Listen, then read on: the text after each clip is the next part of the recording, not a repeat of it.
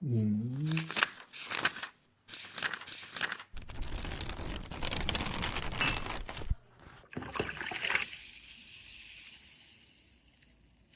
fermented folks.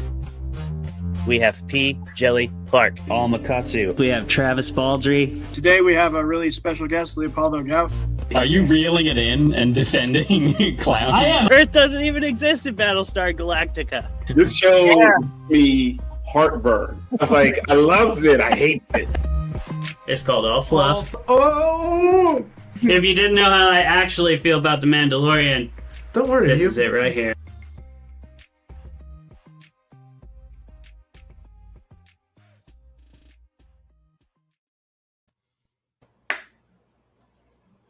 Hello, fermented folks, and welcome to another episode of Fermented Fiction, the show where we drink beer and argue with each other about the best movies, books, and shows in the genre fiction realm. And tonight, we have a truly bananas-ass movie to talk about, and a bananas-ass guest, from everything I've heard. So, we're going to do the menu tonight, starring Ralph Fiennes and Anya Taylor-Joy, her name. That is her name, right? No. Yes. Yes. It is. Tripping out. Anya Taylor-Joy, also in the movie. Everybody kicks ass in that movie, but I'm not debating it. We're going to see what our debaters think. Our debaters tonight are going to be Jeremy Hudson and our guest, Peter Rosch. Peter, thank you so much for coming on the show, man. I am pronouncing your name correctly, I hope. You are pronouncing it correctly, yeah. And thanks. I love this concept as a show. I just think it's amazing, and I was stoked to be invited to do it. Thank you so much, and I can't wait to see what we get into. But the menu, I mean, you called it banana. We'll see where it goes. It could go a lot of different places, just like any well-cultivated menu will, because it's a story. The end of the day. Hopefully this debate's going to be a good story that you enjoy, but before we get to that, we'll do our round of personal updates. We'll end off with you, Peter, so you can tell the good people of the Fermented Fiction universe who you are, what you do, where they can find you. Travis! You can go after Jeremy since your mouth's full. Jeremy, what's up, buddy? Oh, hey. So, I have, less of an update, but more of like a question. So, Okay. Regular listeners who are just following along, they'll know that I have my broken ankle still. Right. And so once again, because this isn't my first time breaking an ankle, and Not your first rodeo, one would say. not my first rodeo. So once again, I find myself in the position of trying to figure out how to politely tell somebody, thank you, but this was a lot easier before you started helping me. Because most of the help I get offered, it's very thoughtful, and it's not. You could just leave me to my own devices, please and thank you. Is everybody walking up to you like you're on the beach at Normandy, like trying to throw a shoulder underneath and People help are, you hobble around, or what's going on sprinting around here? me to open doors. They're trying to like there's a lady that at church that took my crutch and ran it away from me so I could sit down, and I'm like, okay, well, I'm just stranded here until somebody brings that back. Okay, thanks. You gotta hope someone else is just as helpful, or that everyone else is substantially less helpful. Yeah, Okay. So if anybody can help me figure out a way to just say that but polite, That's a tough one. we're gonna be onto something. That's a Chime good off one. chime off in the comments. Please do. Best We're trying comment to change lives out here. Yeah. best comment goes on a t-shirt. For real. Let's Hell yeah, do man. it. Like, how do you say that to somebody? Stop fucking helping me. Go. I know that you are coming from a good place, and this negative emotion of mine also coming from a place of gratitude. I see what you're doing. I need you to stop trying to do it. Yeah. I don't know how you tell him, Jeremy. I really don't. It's hard. It's a struggle. Peter, But I've you got any been through. advice on You how got to tell anything someone on really that? politely to fuck off? You write stuff. I don't have to tell it. I've been told that my face just says it. I think, Does Mm. Okay. no one going to try to help me.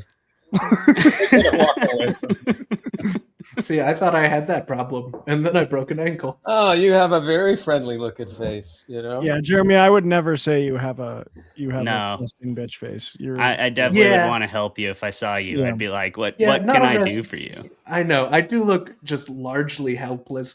I don't have the Not resting helpless. bitch face. you look like a good hugger.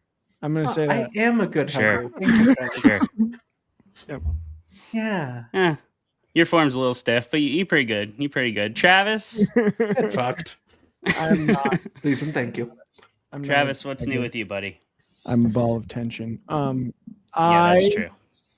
Yes. Hugging you feels competitive.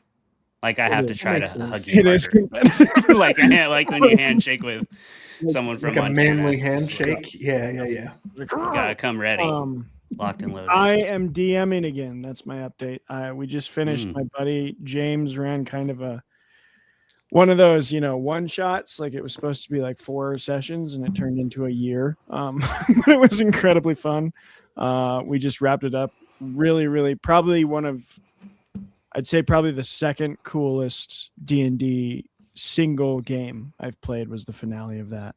Hmm. And it was like such a good storyline, and it just wrapped up. People rolled like exactly what they needed to roll at exactly when, and it was just cool. Nice. It was the end of Stranger Things. No. I just mean literally the D&D scene. You know? Yes, literally the The D&D very scene. last D&D scene The where they're very like, last D&D gotta scene. roll the perfect. Yeah. Yeah, very emotional, very, very good. And the group wants to keep going, but we want to kind of alternate DMs. So I'm jumping in. I'm gonna try and run a Mm-hmm. murder mystery noir type campaign in the Ooh. world I created a while ago, and I'm risking it and making them level 10s, and hopefully I can keep up with that madness. But yeah, Yeah, that's a solid start. Definitely a It's gonna solid be bananas. start. Whoever your party rogue is, be ready for that asshole. he's a rogue wizard, so he's even more of an asshole. And he's Come James, on now. so he's a rogue wizard played by a certified genius. I know. Playing with him was like so annoying, but he was. It was really fun, but it was also like this guy is gonna destroy me when I try to fight him. But luckily you helped me OP my guest character that one time. That was a lot of fun. He carried on for a little while. Mhm. My personal update. I did my first Clay's Horror Corner today, which is something I'm going to try to start doing, just kind of for fermented fiction, short horror fiction review videos, very short. And I'm just going to be walking around, doing a walk and talk, because I do a daily walk out here, and I go surfing sometimes. So wherever I am, I'll take interesting videos and see if that can't be interesting to other people. You can hear what I think this week or next week. I'll release it about Stranger Things season 5 for realsies. I did a little review on it. So yeah, I guess that's my personal update. It's work related, but I do work a lot, and that felt like a fun way to incorporate, to share, I guess, that part of my process a little bit. Yeah. If anyone gives Sick. any single fucks. I give I'm 2 to sitting here giving 3. a fuck. Yeah, that sounds Yeah, very I'm gonna- cool. I'm there to watch man. that Stranger Things review because I like vomited my thoughts to you last 2 weeks ago, and you I- haven't watched it yet. it might let you down, bud. It might let you down. Yeah. I didn't hate it as much as you did. Okay. Yeah, I didn't like it. I rated it at 6.5. Yeah. I just think it's an objectively well-made show to a certain degree that you can't really discount, and I think there's enough good in there that if you are more invested in the right side character arcs, then it has nice payoff, and then some of them are a bit stagnated for me. So anyway, we're not talking about that. We're here to talk about the menu. And we're going to do it the way we always do, which is in a debate format. We're going to roll 2 d20s. High roll will defend, low roll will attack, regardless of what you actually think. And today, oh, wait, actually, I skipped you, Peter. I'm so sorry. You can introduce yourself now. In the blue corner, we have Peter Rosch. Peter, who are you? What do you do? Where can people find you? And then we'll have you debate. Who am I? I don't know. That's my personal update. I'm really struggling to figure out who the fuck I am. Let's see. I'm an author, a writer. My last book, my most recent novel, is called What the Dead Can Do. I think I was pushing that when I met you, Clay. Prior to that, I had a novella that I put out called Future Skinny, about a devout anorexic man who discovers he could see the future by binge eating. And I think all three of you would really enjoy it. Really enjoy it. Prior to that, fantastic. Yes, it is fantastic. I don't mind telling you, it's fantastic. Yeah. Whew, man. Yeah. Lately I've just been, I think my update is I'm just like, I'm all over the place. So even though I am predominantly a writer, I've just started to say I'm an artist. And then that way I feel better when I'm not writing. And if I'm like playing the piano or playing the guitar or trying my hand at painting, or like my son is drawing a ton right now. So I kind of want to sit and just draw, which I used to do all the time. Just not being so, not being so focused on just always on, writing and in front of the computer. Let's see, where can you find me? You can, I invite anyone to try to find me. I'm in Costa Rica. Good luck. Yeah. Just, in fact, actually, there's a funny little story. There's a hardware store in this country. It's called Colono. And when I first went there, they asked me if I wanted to create an account. And so I did. And now whenever I go to any one of them, they'll ask me for my name. And I'll say, Peter, I'll start spelling it. And they'll just put in P-E-T. And it's only me. I am the only Peter in all of, at least in the Guanacaste Peninsula. So you could start there. You could just go to Kelowna. Just say, I'm looking for Peter Rosch. Best way to find Peter is to go to a Costa Rican grocery store chain, and just put it on his tab. Put whatever you need on his tab. You'll find him. And then that is what I assumed. Yeah. Yeah, it's easy. It probably would be easy. I'm making it out to be a big deal, but like I really believe that you could ask like 6 people between here and the airport, do you know a guy named Peter? And they'd be like, I think so. Yeah. Yeah. Whoever drives you from the airport will know and take you straight there. Right. Yeah. It's like, yeah, I've driven Peter home before. You could also find me, I guess, at peterrosch.com if that's where you want to find me. You can learn more about the other books I've written and, and try to keep up with me. I keep a very loose, it started as a blog. Now it's an email letter called Level 9 Paranoia. You can join that and then maybe I'll start dropping more clues, Right on, man. Okay. So if you want to really meet Peter, go to Costa Rica. Otherwise, if you want to half-ass it, you can go to his website. We'll put that in the comments. But long before we're worrying about the comments, we're going to worry about y'all's comments on the menu.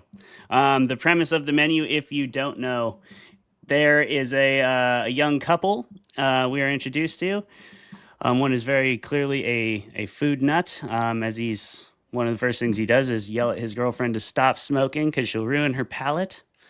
And she's like, okay, chill. And then they get on a boat and they go to a luxury kitchen. So this is like not even 5 stars Michelin. This is like past that. Wherever Gordon Ramsay would cook on a daily basis, this is essentially where we're at. Except for Gordon Ramsay is much moodier and darker type of artist. More isolationist than Gordon. He's not trying to greenlight another project right now. He's got a whole different idea of how to best serve his client base. And the movie's about him getting to that point. So we also spoil everything on this show. So if you haven't seen the menu, you should go watch it, come back, or if you don't care, keep watching. We like you either way, just the same. All right. Are you guys ready to roll dice? Oh, yes. I can roll for you, Peter. Great. I got it. You got it, Trev? Okay. Yep. All righty. Not bad. What'd you get, Jeremy? I got a 9. It's a piping hot 9. So Peter, piping hot. I got you an 11. So All right. That is a respectable victory. That's Yeah, some that's- Tyler's bullshit right there. Is what that 11 is like a good, that's like a mid. If you have a good like feat, you're like, I'm sitting pretty with an 11 plus 6. That's a 17. That's solid. Yeah. Sure. Yeah. Yeah, absolutely. And Peter definitely has some solid saving throws there. So that worked in his favor. So Peter, you're gonna go first because you're arguing for it. Travis, can you grab a timer? Yep, I got the 10-minute timer. Give me Okay. a second here. So you can lead him into the fight. I I actually will go thought about away. box office this time, and I forgot the 10-minute timer. I always forget something. Okay, here we go. All right, Peter. All right, Jeremy. Whenever you're ready, give me the signal. Thumbs up. All right, Peter's starting us off with the menu, and Jeremy, you are against. Remember, you're sharing that 10-minute timer. Do not filibuster unless I guess you want to try, but you're free to interrupt if someone tries that. So in 3, 2, 1, begin. All right. First and foremost, I'm going to say you might go see this movie as I did and walk out thinking it's okay. It's okay. It's one of those. Now, I did not walk out thinking it's okay. This is a movie, if you watch it again, then you start to really understand what it's saying and why it is probably, in my opinion, one of the most relevant messages in the last 5 to 7 years. Because at its core, this film is about artists versus consumers and just how effed up that relationship has become, right? You got a guy who has spent his whole life trying to give everybody what they want, doing it well, pure dedication, pure love, so much so that he, of course, loses sight of it. And who is he serving? People who don't care, people who think they could do it better, people who want to do it like him but never could, people who will run their yaps, people who forget. And of course, what are these people as well? Super wealthy, super rich, the only people who could make it out to this island and afford this. Here we are sitting in a time when artists of all kinds are dealing with this massive onslaught of social media, being tagged when they're being completely obliterated by people who maybe have never written a song, never written a book. At the same time, we're watching the rich continue to be the rich. I don't want to make this too much about the rich, but I mean, the movie has a strong element of that. Then on top of everything else, and I'll leave it at this and then turn it over to you, I love a slow burn. I just love a thing that sits there and you tense and tense and tense. This all takes place, for the most part, it's not a single location film, which I'm also a huge fan of, but it's almost all right there in the restaurant. And to say that they didn't pull something magical off, well, frankly, Jeremy, would just be ignorant. Ignorant, you say? Well, let's begin, shall we? Let's just dive right in. Let's talk about the rich and this sort of missed opportunity. Because yeah, you have largely the ultra wealthy coming in to this restaurant, being all entitled and whatever. You miss a golden opportunity to eat the rich, which I think is something we can all get behind. They didn't. Kind of a letdown. Also, there is a moment that I do want to call out specifically as being like as a very unrealistic thing that happens, because I have worked a lot in kitchens, cooking and the like, and there's a moment where Jeremy, rest in peace, admits to the chef and everybody in the room that he's never going to be as good as the chef, but he's not going to be great. And then the rest happens.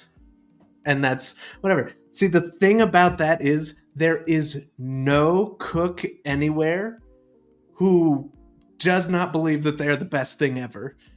That they're not going to be the greatest cook who's ever lived and would kill someone to make that happen. You know, that's just the truth. Cooks are psychopaths. I think the movie lands that in a pretty convincing way because they are. We are. Hi, everybody. We are. But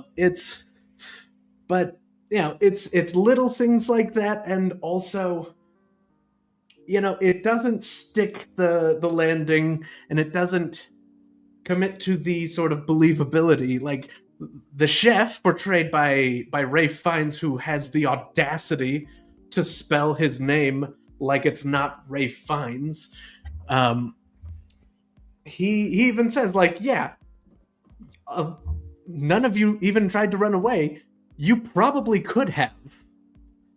Like, a lot of you could have gotten away from this, and you didn't. And I'm like, yeah, why didn't they? And like when Margot at the end is like, hey, can I actually get this to go? And then he lets her leave. Not even one other person tries that same shit. When they see that it works, they're all just like, yep, hand me my marshmallows, and I think here we go. that's totally believable to me, because when you're talking about the uber elite, the rules don't apply to them. They don't think they have to run. They think they're being included in something very, very special. So even when she does get up and she's making her first attempt to flee, right? Or maybe it's because she's given her a task to go get, and they stay there. They're already viewing her as like, you're not really one of us, you know? And we're above that. Wherever this is going, we, in a weird way, deserve it, right? And of course, there's the delay, right? I'm sure that even as things are getting crazier and crazier, that's what I love about it, because think about a time when you've been in something crazy and you feel it in your gut, but you just keep ignoring it, right? You're like, let's see where this goes. You're playing it out until like the last possible second, and usually by the last possible second, it's too late. You brought up Ray Fiennes as well. I mean, his performance in that. This is a man who has done so many amazing things, I think. And I think his ability to sort of take over that role and control that room and control that kitchen and control the screen, honestly, like what I'm looking at, what I'm listening to, what I'm paying attention to, even if I shouldn't be, right? The other thing that really makes this film amazing to me is that you could tell 9 out of 10 people who directed this, and they'll never know who the hell you're talking about. That only amplifies the brilliance of the movie to me. Here's a guy who had nothing to do with horror, right? Nothing to do, and I guess it's debatable. There are some people who probably say the menu isn't horror, to which I say, come at me. However, that guy was the right guy for the job. This was a guy who understood, I have to make all of this dialogue work amongst all these different characters, right? Everything about it, the way it was set up and the way it unfolds, I'm just not sure it would have come together with a more traditional horror name in the directing part of it anyway. You know, I feel like you're right about that. We would have had a completely different experience with a, you know, veteran horror director, and I'll give you that. But, you know, that doesn't make this pile of incoherent weirdness where this chef has a ratatouille moment making a cheeseburger, and he's like, joy at last. This is what I was missing all along. And instead of doing like they do in Chef, just like quitting his job and driving across the country with a burger truck, which, I mean, I guess you can't just make every cooking movie Chef, but still, it's wild that just the big swings and subsequent misses that this movie makes. And like, you talk about the people in the restaurant kind of deserving it. I think we can all agree almost 100% that John Leguizamo's character did not deserve it. Okay? Just because he has to die because the chef didn't like that movie on his one day off many years ago. Bro, no. That's the moment, he though, didn't where even direct the movie. He was just there, and it was a pretty fun shoot. It's the one time in the movie where he is them, because he was the consumer, right? The role switched. And so that only then makes it more preposterous that he would carry on with it. Even he was so amped up in his revenge fantasy that he couldn't even see that he had committed the same crime. See, he'd be. I'd say the roles would be reversed if he got the director, but that would be like the way it played out. It'd be like if somebody didn't like one of his meals, and then he killed the cow, the cattle rancher that supplied the beef to the restaurant. Like, why not get the guy that cooked it? You get the cook? Get the cook. You're not going to sway me. You're not going to sway me, Jeremy. You said that there was a lot of missed opportunities, and best I could count, you've only presented one, which was Eat the Rich. Look, what was the other? well, yes, Eat the Rich, obviously, right. but now also, you said they didn't stick the landing. Yes, as much as the menu is a story and everything needs to be told. Like there's a lot of like little inconsistencies that just build up to the aha moment of like, and now we're making s'mores, but with people. But like, there's like they have this whole course earlier on, the breadless bread course, and nobody gets any bread. Great, that's fine. They make a big deal out of it. Shut up, Jeremy. Shut it. Zippy trap. We're done. We're done. Very We're well. done. All right. That was a great Zip. Great points made. We're going to see what people actually think in just a bit here. But before we do that, we always like to give a little bit of trivia about the movie, as well as whether or not it was a success. But before we do that, we're going to talk about drinks first. And Clay, you're showing me what segment we're on. So why don't you show us what that drinky drink there is? Yeah, I just got an Icicle Fortress. I love the color scheme of that beer can. Yeah, Icicle always very has great art. And they're from Leavenworth, so shout out to Leavenworth. Was hit pretty hard by the flood. Hopefully they continue to recover well. But yeah, that I really like all their beer. I couldn't find anything like topical to this movie in my local store, so I just grabbed a beer I knew I could trust. Nice. So yeah, it's tasty. Jeremy, did you bring Well, something hey. pretentious? I mean, a little bit. My first instinct was to go for like an aggressively fancy wine, Yeah. Mhm. but then we had the first death of the movie, a cook named Jeremy. So in solidarity. So what I have here is this Elijah Craig single barrel proof from the Belgrade Liquors, but it is the Jer's Way to Heaven. And that's what it says on the little sticker there. Jer's Nice. Way to And Heaven. I've made an old fashioned with it. Nice. Honestly, that's Montana fancy. Like bourbon, bourbon cocktails are the Montana fancy wine. I feel like every restaurant here is like, we love bourbon cocktails. If the menu happened at like a remote Montana ski resort, like Yeah, at the Yellowstone Club, it'd then be that bourbon, would definitely be what they would serve instead of wine. which I also And brought. just like buffalo on the leg. Bourbon, Old Forester. Beautiful. I think this is just their normal one. Yeah. So it's Could be. they always say they're the oldest bourbon. What is it?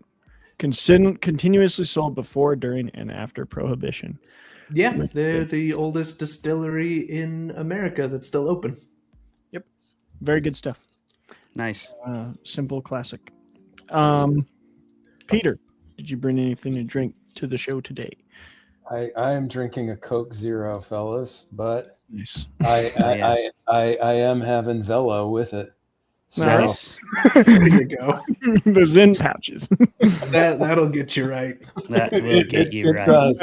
Oh boy, doesn't it? I've gotten to the point where I'm practically just dropping them in the drink and letting them. Hey, That makes whatever me works think for of- you. Makes me think of- there's a guy on YouTube that when I was in college, he would like his whole shtick was I'll drink anything you send me, and somebody sent him like 3 cans of Zins that had been soaking in a gallon of milk, and he drank Zin milk and instant throw up. When I watched that video, it was bad. Yeah, that's gross. But our viewers, it's just a bad segue or a bad time for me to tell you a quick story about having met the devil. there's never a bad I time. mean, that sounds like the perfect time to tell us. Let me tell you, fellas. One time I was up in at a bar. It's called the Raccoon Lodge, and not a very honestly even good bar on the Upper West Side in Manhattan. And we used to go up there and shoot pool. And I met a guy, and what he had done, he was carrying around a little dip, right?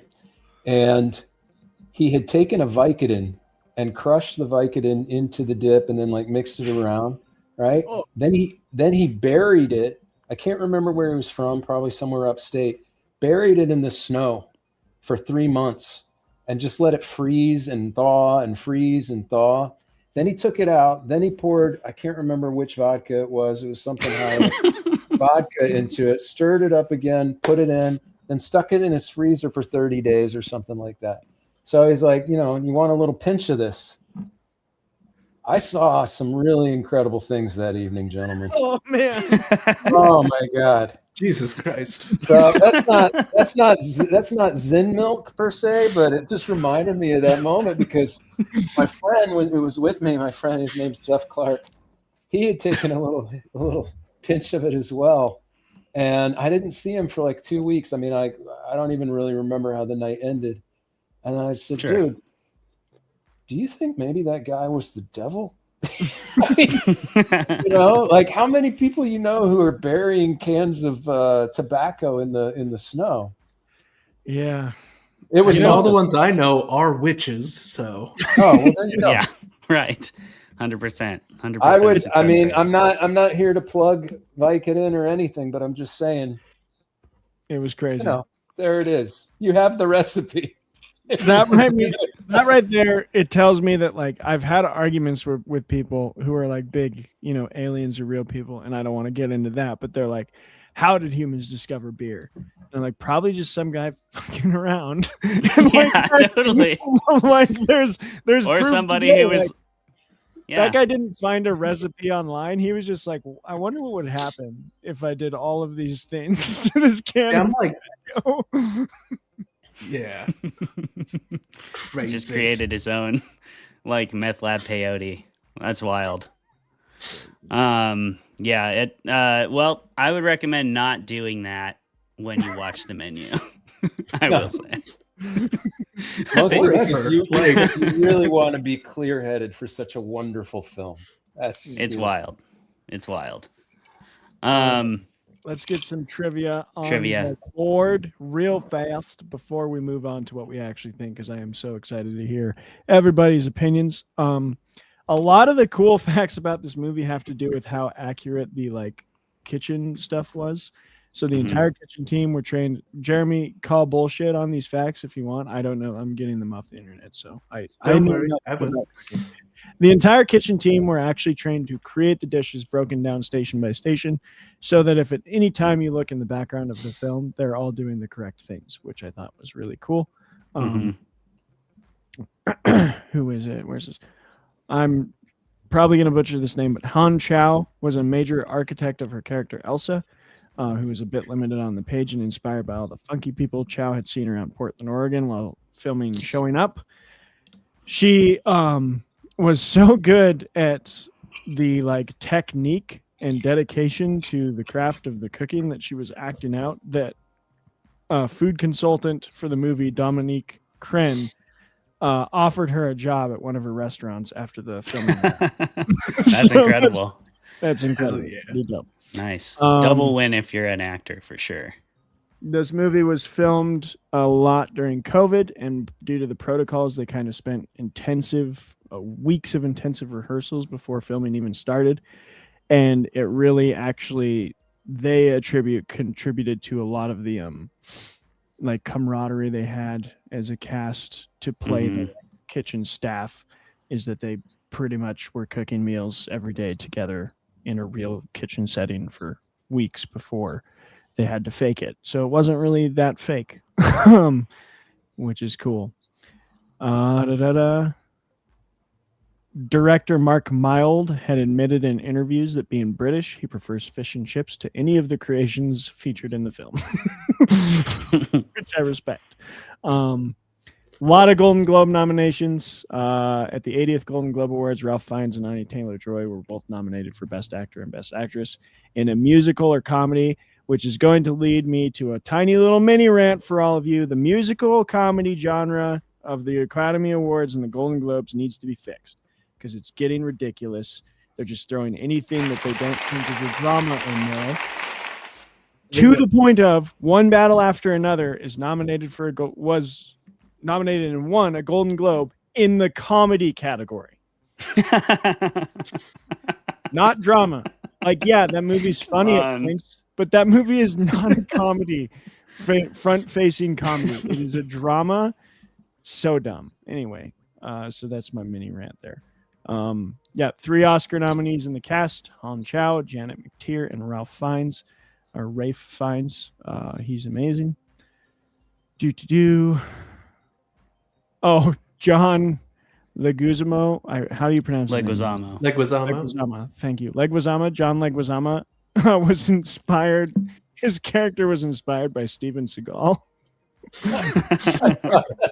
Damn, you're gonna call out Steven Seagal like that on the program? Yeah, man, I'm gonna Jeez Louise. Bro, he's gonna show up and kick your ass. Oh, dude. Okay, there's another mini rant. The amount of interviews from actual MMA fighters where they're like, Steven Seagal is not actually a fighter, but we won't get into that. I mean, he is actually like a cop now, so that's interesting. That is interesting. That's crazy. Anya Taylor-Joy came up with the idea of Margot punching Tyler after finding out that he knew all along that everyone was going to die. So it was kind of her little contribution to the script, which I like. I love when there's a little bit of freedom in these types of deeper, heavier movies. And then the last fact I'll say is kind of to Peter's point of Mark Mylod. I love that you made this point in your argument, Peter, because if you look at his filmography, he's done a few movies, but not really. He did What's Your Number in 2011, which was like a rom-com with Katherine Hagel, I think. He did a movie called The Big White that I've never heard of. Ali G into House, which was in 2002. But besides that, the man's entire career is TV. So to see him step onto the horror stage with The Menu being the first like full horror movie he's ever directed and just kill it, I was a big fan of that. I will say I'm not overly surprised because his directorial credits for TV are all like really, really well-reviewed shows, except for a couple. Like he did the one episode of the Minority Report remake, which was awful. But everything else, like the last... Gotta give it a try, though, right? You do. You know? You get that. Gotta give it a try. Last of Us, one episode. Succession, he did 16 episodes of that show. He did 12 episodes of Shameless, both the British and the American. The Affair, Once Upon a Time. Entourage, 23 episodes of that. And he's slated to do an episode or two of the Harry Potter HBO series. So we'll see how that turns out. But yeah, I was quite impressed that this was his first foray into horror movies, and it got nominated for several Golden Globes and several Oscars. Like, that's very impressive. Any other facts before I jump into whether one success? Please, Peter. And I think it's very critical because I don't know that I would have enjoyed the movie had they been able to get the actress that they had planned on getting, which was Emma Stone. So apparently Emma Stone was tied up in some other thing, and that's the only reason it ended up being Anya Taylor-Joy. So that's just a little fact about it that I was like, huh. And I will ask, is that because you think Emma Stone's kind of overrated, or you just don't think she would have fit the role? Because I agree with you on the second one, if that's what it is. He's you better not be saying she's overrated. Are we having it out right now? I think Emma Stone is incredible. I think sometimes Emma Stone spreads herself a little too thin. I think she does one too many movies, per whatever. I don't know. And maybe when did this movie come out? 2021? 2020. I think 2022. 2022. So, I mean, it's possible that in the thick of it, it might not have felt like that.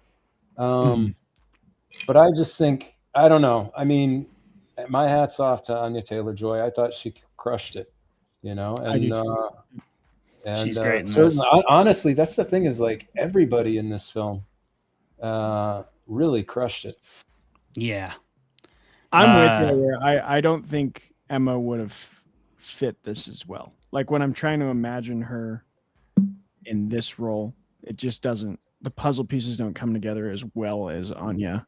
And I think Anya has like some kind of, I call it like ethereal, like in the Northman. She has that like vibe that's like you're both kind of like otherworldly and grounded. She's just got a magnetism that I think really fit this movie's overall tone better than anything I think Emma could have brought.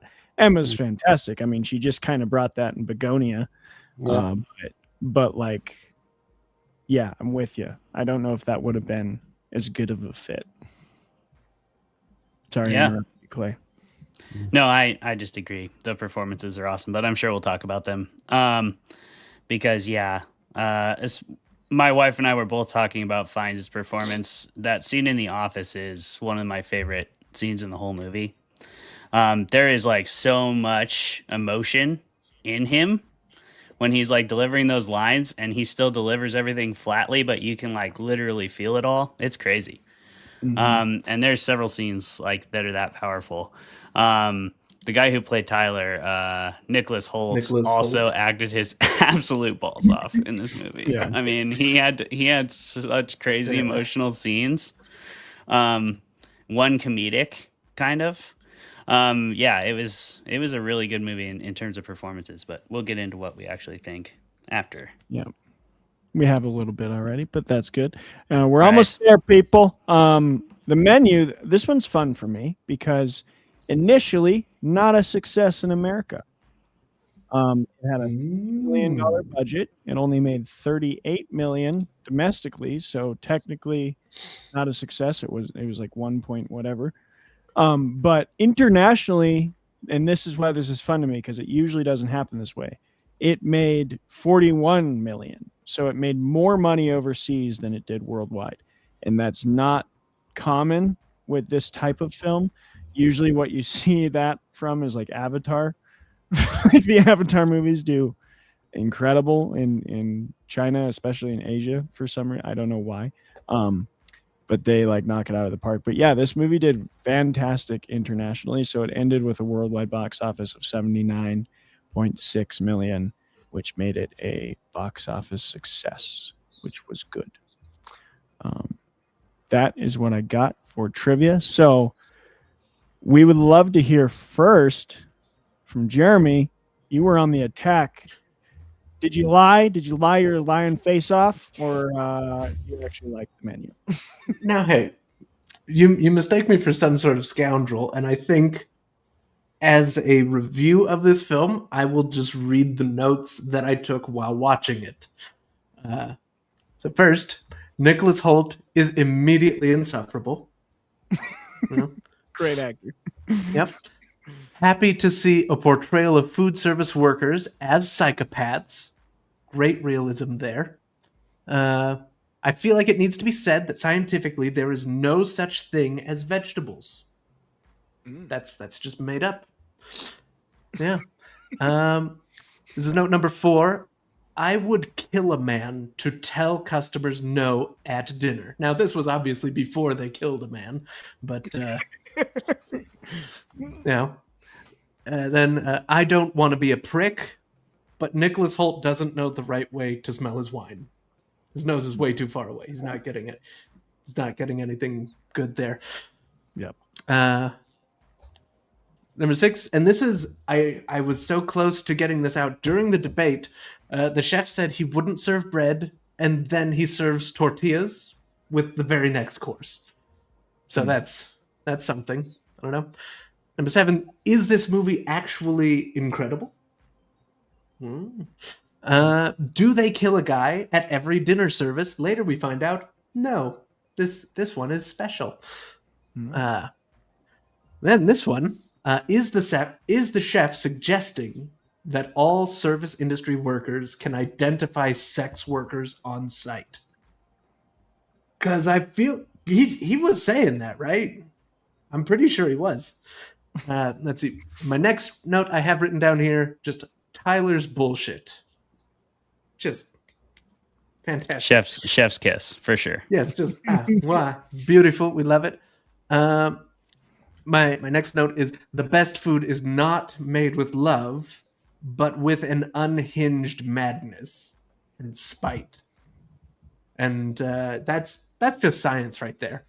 It's food science. Let's see. I already said the ratatouille moment with the cheeseburger. That's good. Number 12. I think we should all be so lucky as to die covered in chocolate and marshmallows. Right? And finally, and this is the clincher, this movie is absolutely deranged and it rules. So there you go. There's my answer. This movie rips, dude. It totally rips. I love that. Peter, what did you think? Did you lie, or are you actually a big fan of the menu? I did not lie. I'm a huge fan of the film, and I keep going back to it and watching it because I just think it's that good. And I think every time that you watch it, you get a little bit more from it. You know, I'm sure there's probably a breaking point in that. It's probably a tipping point, but there's a lot tucked into it, and it moves not particularly fast, but I mean, it's moving at a clip where, especially if you're, going to bounce around and look at your phone or whatever, you're probably going to miss some pretty key details. But I'll admit that there was some things that I went back to in preparation for this and looked at other people's kind of deconstruction of it. And that part of it really didn't strike me as hard as it did until I saw somebody talking at length about it. It's like, here you have a creator, the artist, and what are they dealing with? They're dealing with the consumer. And then they took it a step farther and said, actually, the island itself was the artist, and that food in general is art, and we are the consumers, right? And, that might have been dragging a little too deep for me. But in general, I'm just such a fan of I already said in the debate, I love it when something is close quarters and, minimal sets. And then just the challenge of like, can you keep somebody's, I don't remember the runtime of this movie, but I don't think it's particularly long. What was it, like 100 minutes maybe? I think it's like hour 47, something like that. Yeah. So,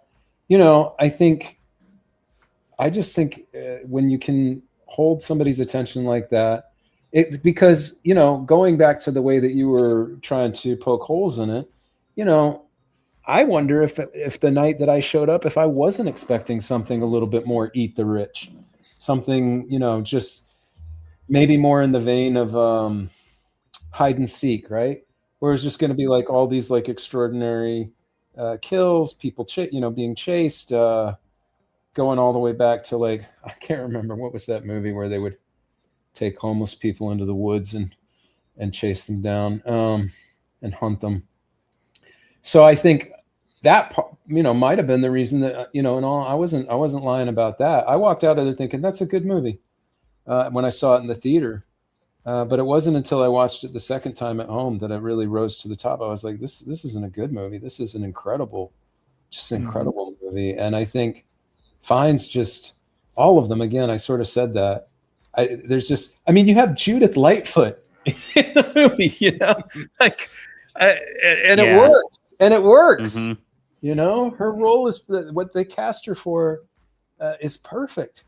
And, to the trivia tip that you gave, there was apparently there was some other bits of improvisation in there, and some of the best improv came from Leguizamo and whoever was the actress sitting across from him. And I think also, you know what, my heart goes out to anybody who was shooting a film during those first years of COVID, because nobody knew what they were doing. And if you pulled off anything magnificent during that time, then I guess I might be adding like at minimum like an extra star just for having done it during that time. Seriously, it's on a list of movies. Like, I don't have a ton of people coming to me, certainly not here in Costa Rica, saying, Well, like, it's hard to find you, dude. It is hard to find you. But when people say to me, "Hey, man, I've hit my limit," or I don't know what to watch anymore, I'll say, like, "Have you seen the menu?" And if they haven't, then I'm like, "You got to watch that." And I mean, that's a short list, right? I mean, it's a revolving list. Usually things that are like, fresher or whatever. But it's stayed on there a while, because as well as it did worldwide, I think there's still probably an F ton of people who haven't even seen it, let alone heard of it. Yeah. Right. Oh yeah. Probably. Clay, you want to hop in there? Sure. Yeah. I mean, I love this movie, so I was really excited that Peter suggested it. He gave me a pretty good list of options, and the menu jumped out at me.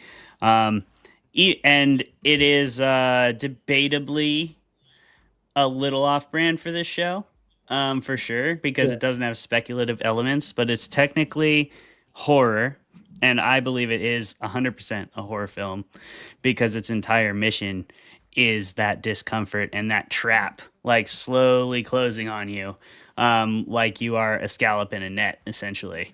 Like and they're really good at. I love a slow burn too, Peter. And this one does it really well, because it's still like a thriller kind of at its heart too. And so it has to have a little faster pace than like the Babadook or something like that. That's really slow. But they do a good job of accomplishing that through subtle ways that still allow it to feel like it's lower tension early on, I think. Like, they get on the boat, and as soon as they get off the boat, something's up. Like, you've already got tension between your characters immediately. So that's intrigue, and it's like a romantic intrigue. So most people love that. Most people can connect to that. And so you have that to go on, and then you have the sinister sort of background world clues. Like, she's like very clearly not happy with Anya's character showing up, Margot. And from that moment on, you see it brought up again and again, multiple times. She's very clearly not supposed to be there. But you still don't have any idea how sinister it's going to evolve. And I love the whole arc of the chef character. I mean, I feel like Ralph's Ray finds, however you pronounce his name, finds whole direction was like, you are playing a man who is going to get revenge on everybody he despises, and a man who plans to die today. You know, like, and he had that energy, and at first you think it's like the intensity of his profession, and you realize it is so much deeper than that. And you realize that like through the character interactions with him and Margot, because he genuinely, like, he's got enough, it makes him a really interesting kind of villain character. I mean, you could honestly see him as almost a hero in a way, depending on how you look at it.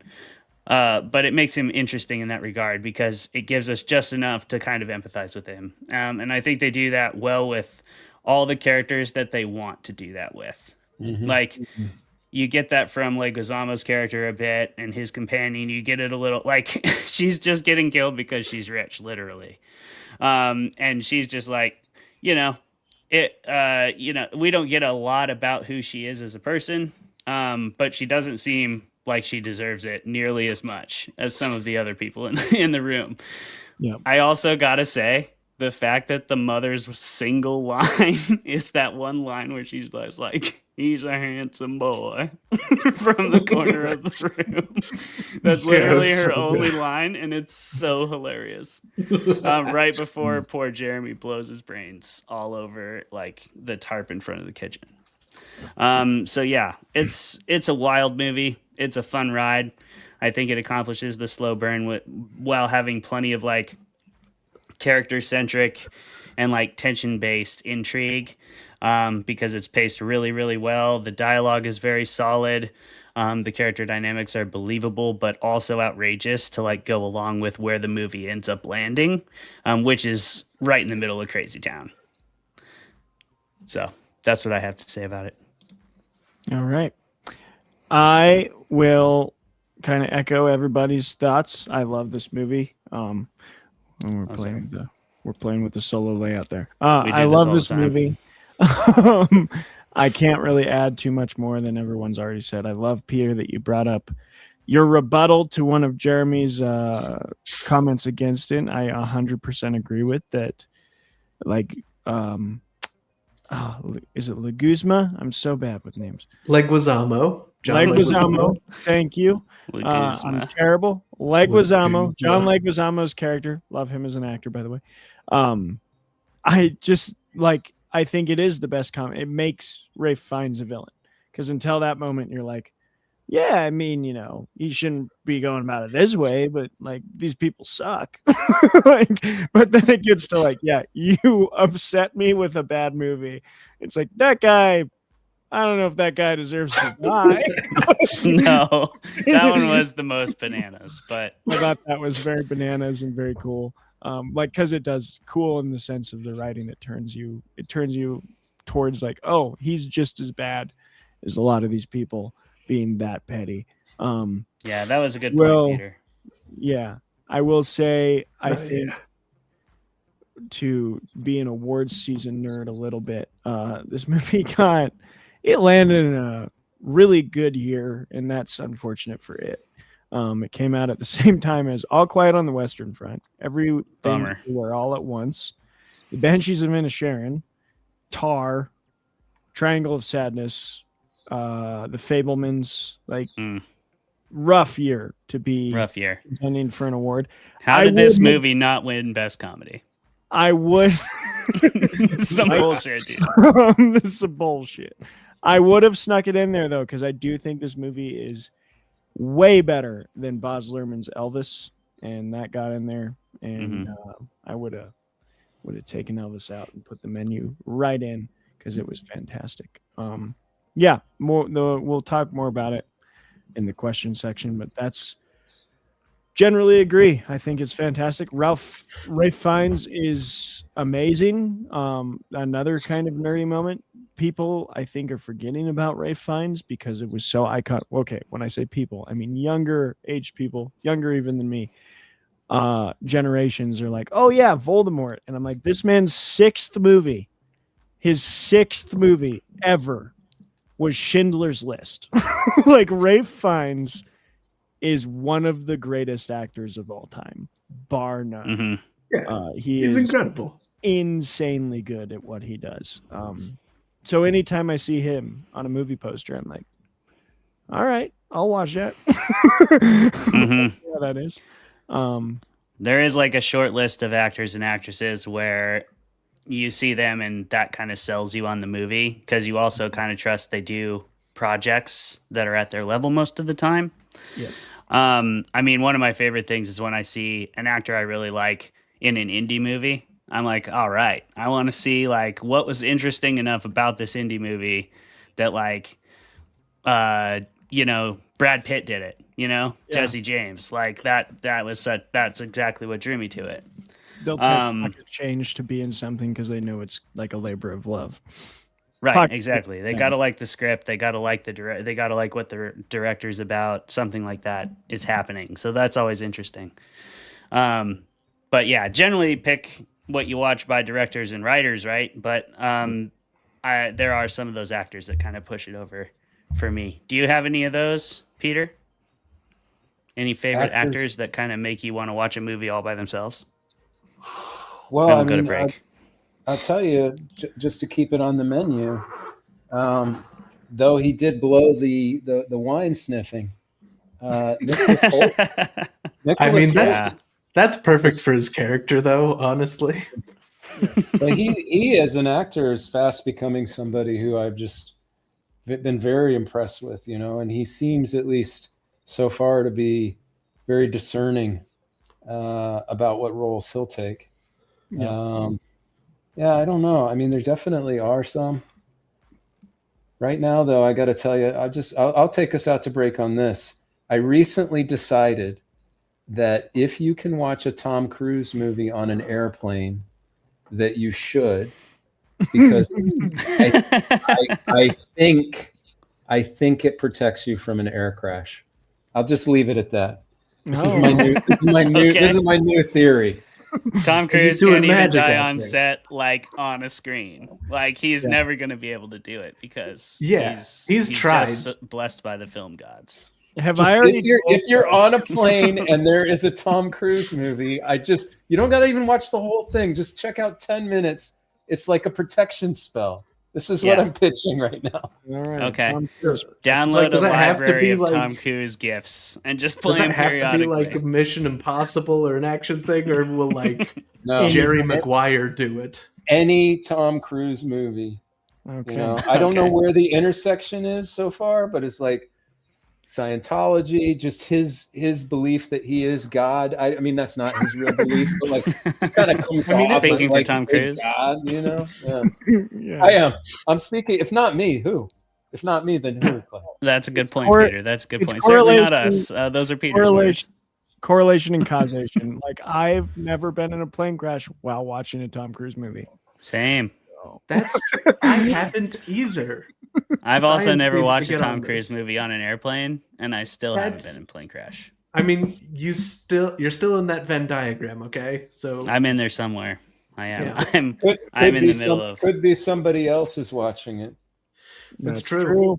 On the plane. Yeah, that's probably what's keeping me safe. You're right.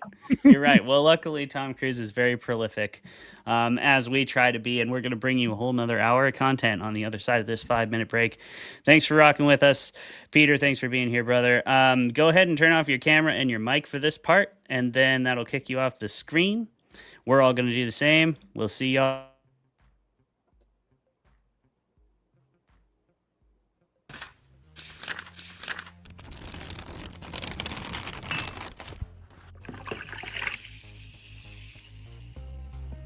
Hello, fermented folks. Welcome to another episode of Fermented Fiction, the first of our new season, and I believe it's season 4. The show where we drink beer and argue with each other and bring on really awesome creative guests. If you'll permit me to go a little bit outside the box. Once upon a time, apparently, people used to sniff mummy remains, powdered mummy remains like cocaine. So I think 3 lines of powdered mummy remains, if you can get to that as well.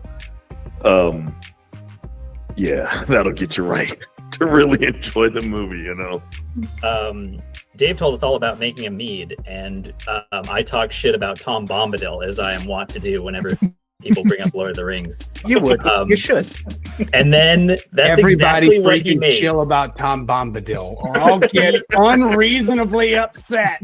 So, in your assessment, what did you think of the everyone kind of paired off, or at least a number of people did, romantically? How'd you feel about that? Did that seem really forced and dumb to you, or? Tom Bombadil is a merry old fellow with his bright blue jacket and his boots are yellow. Right? His boots are yellow. Right. Imagine discovering mummy remains and oh my god, these ancient figures. Dude, what if we crushed this and snorted it, yo? I bet we'd get fucked up. Let's talk for a moment about the fucking all-star cast in this movie. We have Ewan McGregor slaughtering it the entire time, main character energy, top to bottom. You can't argue with it. Women want him, men want him, everybody wants Ewan McGregor. Okay? If you don't agree with that, you're lying to yourself. Apparently she had a backstory, but they cut it because she's very hard-nosed at the beginning. And then, like, I will say another pro of this movie is, like, their chemistry is hot. And, like, I feel like if they didn't have that chemistry, I would have been like, ugh. Because she says at one point, she's like, oh, it's the apocalypse. What are we going to do? Like, fuck. And he's like, and then later when they, like, are, like, kissing, if they didn't have chemistry and if it was, like, two lesser actors, I think it would have been, like an eye roll, like, felt cheesy, but, like, you feel their bond. The Langoliers themselves were originally going to be portrayed by puppets. And I think maybe they should have. Maybe they should have. Dude, that's amazing. There's no maybe about that. And I wish that I could say that there was something greater happening here than the war diary of a broken man living as sort of this White Tower academic with all of his friends sitting inside the Eagle and Child drinking beer and pretending like, you know, Magic Lion Jesus isn't really silly. Because, I mean, it is. If we can just all be very honest with each other. The Lord's work out there. Good job. I like to think that I am. Most people aren't big enough, but I am. I'm willing to step up. You know? Yeah. Dedicate that yeah, time. settle You're willing to dedicate that time. The time, the money, all of it. Ah, that was so painful. It's one of those painful things. Oh, that I've was done in my so life. good. That was so good. We've never been so savagely attacked by any author on their show. It's incredible.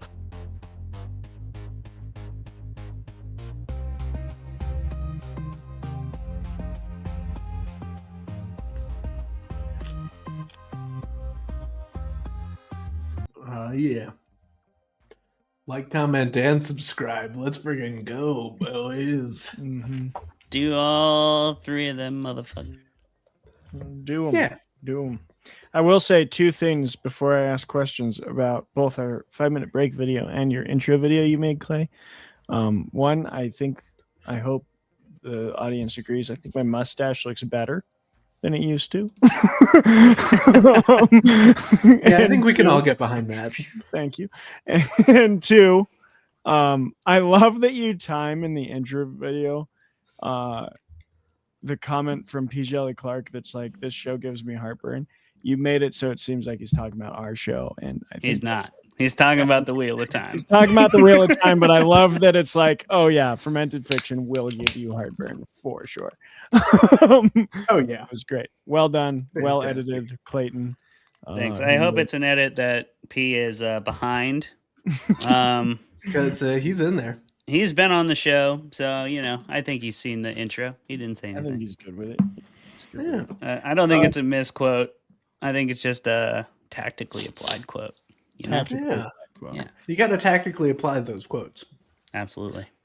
Now, my first question, I'm going to acknowledge that we're circling around a lot of topics that we have in previous episodes, and we're going to get to the point now in season 3 and 4 that that's just the reality. Okay. But I want to narrow in on certain things. So I want to talk about character development, which we've talked about a lot. Specifically, though, I think with this movie, there's something beautiful about the amount of menace that Fiennes portrays. And that is like a huge element in horror of like menacing characters who can create the level of discomfort that is necessary for you to be committed to like the horror, where it's not too much to where you're like, I don't want to read any more of this because I'm just like rejecting the discomfort, but it's enough that you're like, like this eerie feeling I get, I want more of. And I think I'd like to talk about two aspects. First, the writing aspect of like from you as authors, how do you write menace? Hopefully that's not too vague. How do you go about kind of making people have a sense of dread from your books and from your stories? And two, with movies, where do you see like the best performances? And if you could try and maybe articulate, what do you think it is that makes a character truly menacing on the screen? And we'll start with you, Peter. Peter, define menace as applied to the literary format. I mean, I think first and foremost, in creating characters that are menace, there's probably two ways you can go. You can go the route of having somebody who's just off their rocker, right? Like all the time. So if you're doing, say, a villain who is in the mad scientist realm, right? Or if the villain happens to be a drug addict or something like that, right? Then they're just constantly flying off the handle. They're creating chaos, right? Their body language is chaos. And obviously that's not what we have in this. What we have here is like control. And to a certain extent, control is its own form of menace, right? Because certainly coming from me, like I had to learn very early on that I don't control shit, right? So, I mean, on the one hand, anybody who thinks that they can control a situation, every detail, every aspect of it is inherently a little bit off their rocker, right? Because that doesn't exist. And then of course we see that in this film once I just blanked on what her character's name is, Margot, shows up in it, right? Something that he wasn't expecting for. In terms of like, how do you portray that? I think in that realm, like you were just having somebody, at least if I was trying to write that character, I would be like, here is a guy who has nothing left to lose, but that doesn't mean that he's going to go out the door and just turn into a raving lunatic, right? So walking that line of like saying things that are inherently truthful, that resonate with somebody, they're addressing the things that everybody is feeling, or saying the things that people wish that they could say. And I think as long as you're evaluating that against that at least in his case, he knows that there's an end to that evening for even him, right? So when you have nothing left to lose, how does that come to life in what you're saying? How does that come to life, I guess, when I'm writing on a page?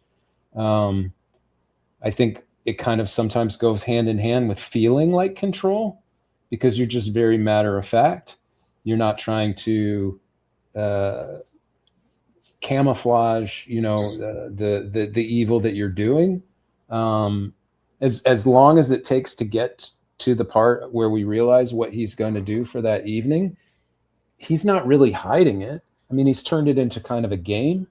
So I guess there's a little bit of a villain kind of thing there too, right? Like there's a bit of menace in creating the game and hoping that the people that you've deemed are below you or are not operating on the same mental level as you. How long will it take for them to catch up? And then in terms of like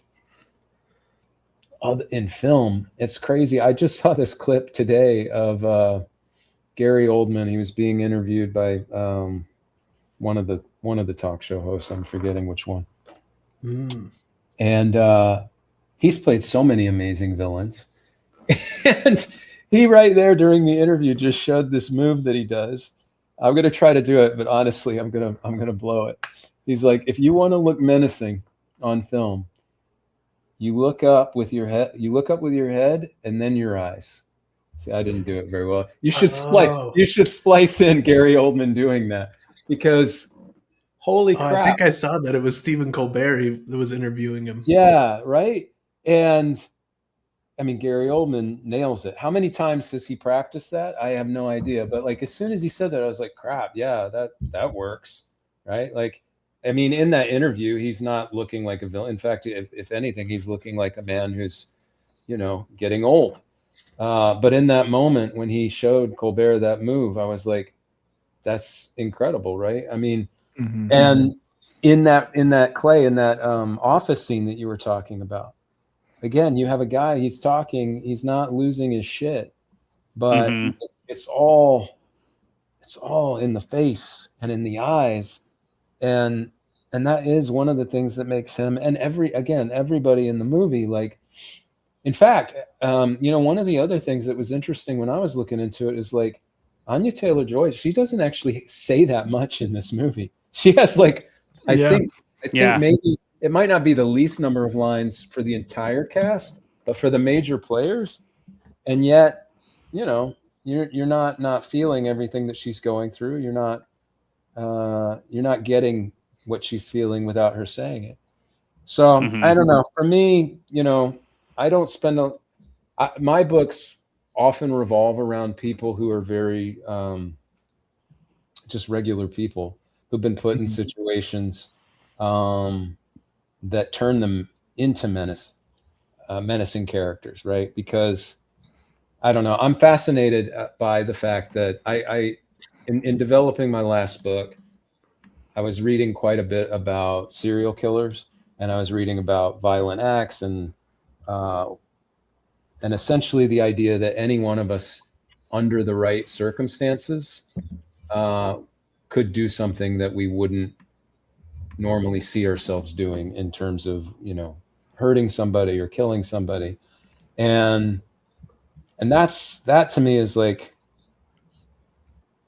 just kind of, again, I know that he is a chef and he's very famous and he's dealing with all these rich people, which makes him a little bit more than a regular Joe, but it's just another component of it for me, where it's like watching somebody who, for all intents and purposes, is actually just like a human being working his job, serving, you know, making money, living a life that he dreamed of, and still snapping and doing it in a way that initially feels kind of quiet and methodical, and just having that control until he doesn't.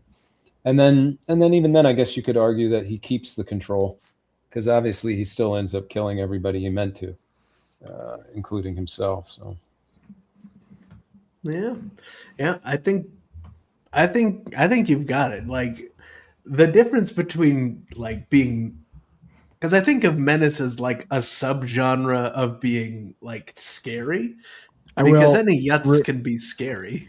Not that it matters, and we can interpret it however we want, but the definition of menace is a person or thing that is likely to cause harm, threat, or danger. So, well, exactly. And I think it's the thing that, like, being menacing as a vibe is that it's like on purpose. Like, it's similar to like when you share bad news with somebody, or like something that's just a really unfortunate part of your backstory. So you try to tell it calmly, and that's like the thing that makes it scarier, is that you're being calm about this horrible thing that happened.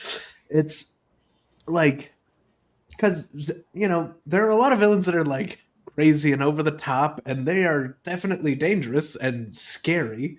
But like, the difference with being menacing is that they're not being crazy.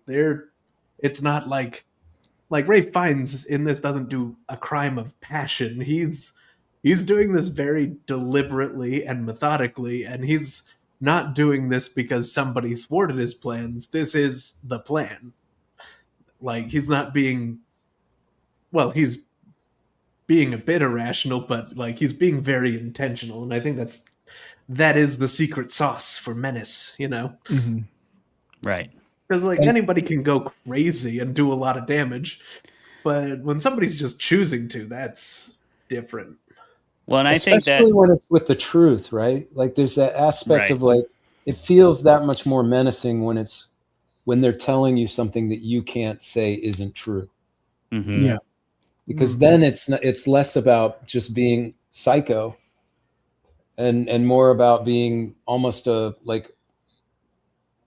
force, you know, a force for change, a force for good. And that, I think, often feels menacing, even if the end result was something actually good. Yeah, that's true. Go ahead, Clay. I do kind of agree that a lot of menace is about the implication of violence. At least in my mind, that's sort of where I am separated from just a straight up threat.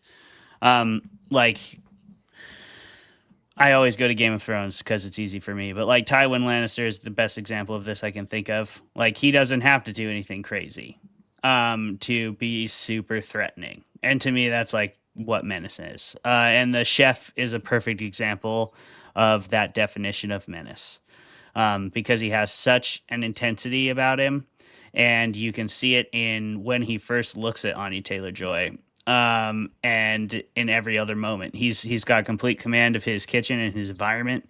So like, one of the most threatening situations you can be in is a situation where you have neither power nor any idea what's going on. And that's basically where we find Margot in this movie, unfortunately. And she's resourceful and she does everything she can to make the best of that situation.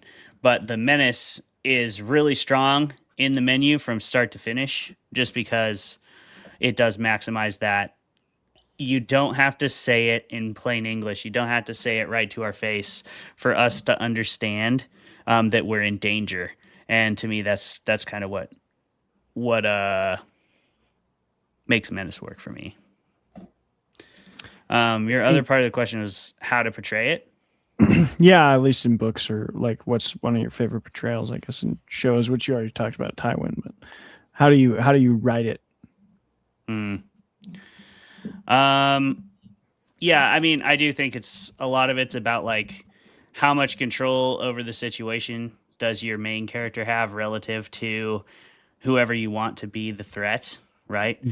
So like in the menu, for example, if we're viewing Margot obviously as our protagonist, she has very little power here, but ironically, she has the most power because she actually relates to the chef the most. She's the least impressed by him, and therefore the most able to like say what he really needs to hear. And I think there's like a really nice healing moment in there through the characters that comes as a result of that menace kind of looming over the entire film. I think menace in character has to feel inevitable to some degree. And the chef kind of does. Like, you don't feel like you can overcome him. You don't feel like you can get the better of him. It's like when you play a video game and a character enters the level or whatever, and you're like, I already know I'm not ready to fuck with that character. Like, I have to avoid that character at all costs. That just became the mission of this level. Unless you're playing Tears of the Kingdom, because it's just like, you can go over there if you want. And then you do, and you get absolutely annihilated. Or Dark Souls. Yeah, then you just get your balls rocked. It's great. You sure do. It's crazy, right? The way you defined it makes sense. And what came into my mind is like, as a kid, you had people who loved Texas Chainsaw Massacre, right? But the movie that really terrified the F out of me was The Hitcher with Rutger Hauer. Oh, yeah. Yeah, that's pretty scary. And that is, in my opinion, like pure menace. And it hadn't dawned on me until you were, talking about it. It's like, because you, from the get-go, you don't think you're gonna that C. Thomas Howell is gonna win. You know what I mean? Like, this is an inevitability, right? Yeah. And there's these moments in the Game of Thrones character as well, as like, you can just pepper it with something very violent, very rash, that maybe you don't see coming. Right. And I think you sort of maybe had that in The Hitcher. Maybe you have it a bit in the menu. But you're just really working up that whole time to the end. And you're just feeling that constant propulsion. And it's a quiet one, And if you've ever been around somebody like that in real life, somebody who carries that, yeah, I have. And they always are the person that I am most worried about, like I don't know, like, oh, he's coming tonight. Okay. Yeah. Oh. Yeah. Okay. Maybe I won't. But sometimes you do. Sometimes you do, and it's a good time. You never know. I think you pointed, Peter, to something that I really appreciated of, like, I think when we think about menace, we most often put it in a negative context, because it is like people being able to threaten or do violence is a scary thing. But I think you're right that it actually there can be like a menace of a positive person. Like, and I'm thinking of I recently watched one of the best adaptations of a biblical story I've ever seen, this TV show called The House of David.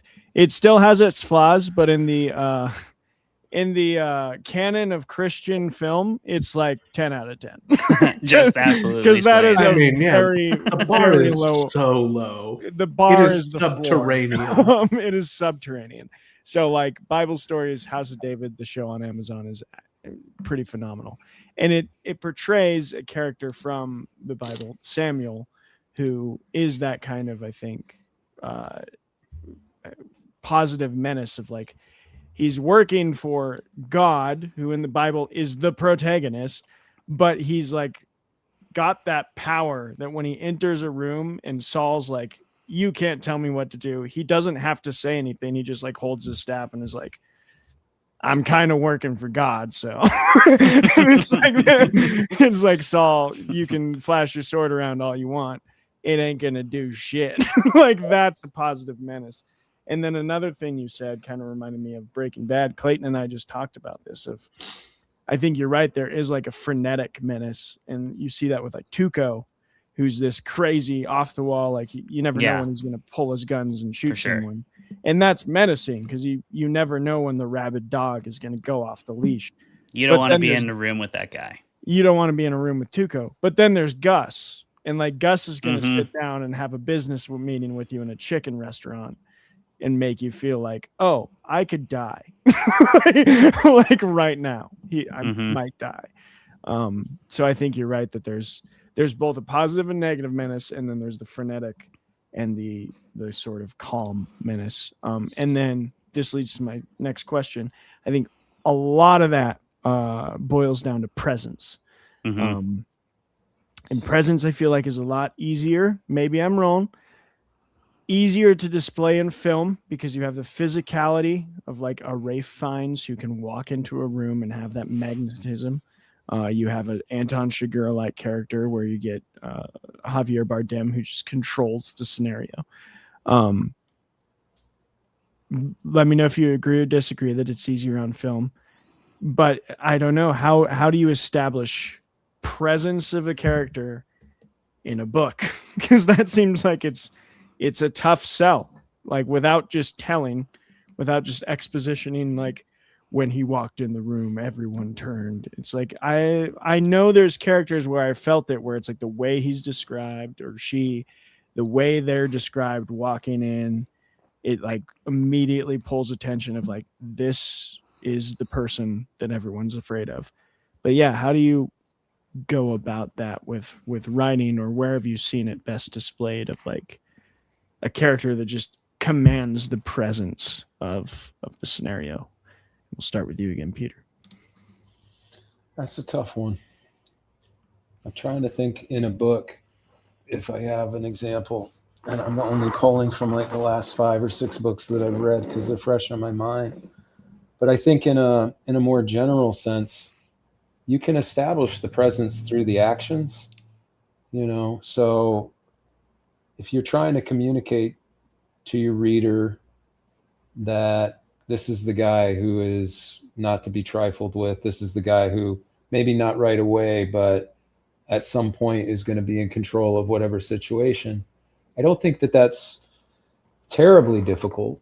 I am somebody who thinks it probably, I'll just go ahead and say, I think it probably is easier on film if you have the right actor or actress for the role, because I mean, there's a lot going on in a face that can immediately communicate that. And so maybe you don't have to wait for the action, right? Because I mean, at least for me, I'm not a writer who does a lot of over description. In fact, I would probably say some people think I don't do enough description. But certainly when it comes to describing the physicality and even the facial details of my characters, I'm always hoping that it's their actions are actually forming a visual in the reader's mind.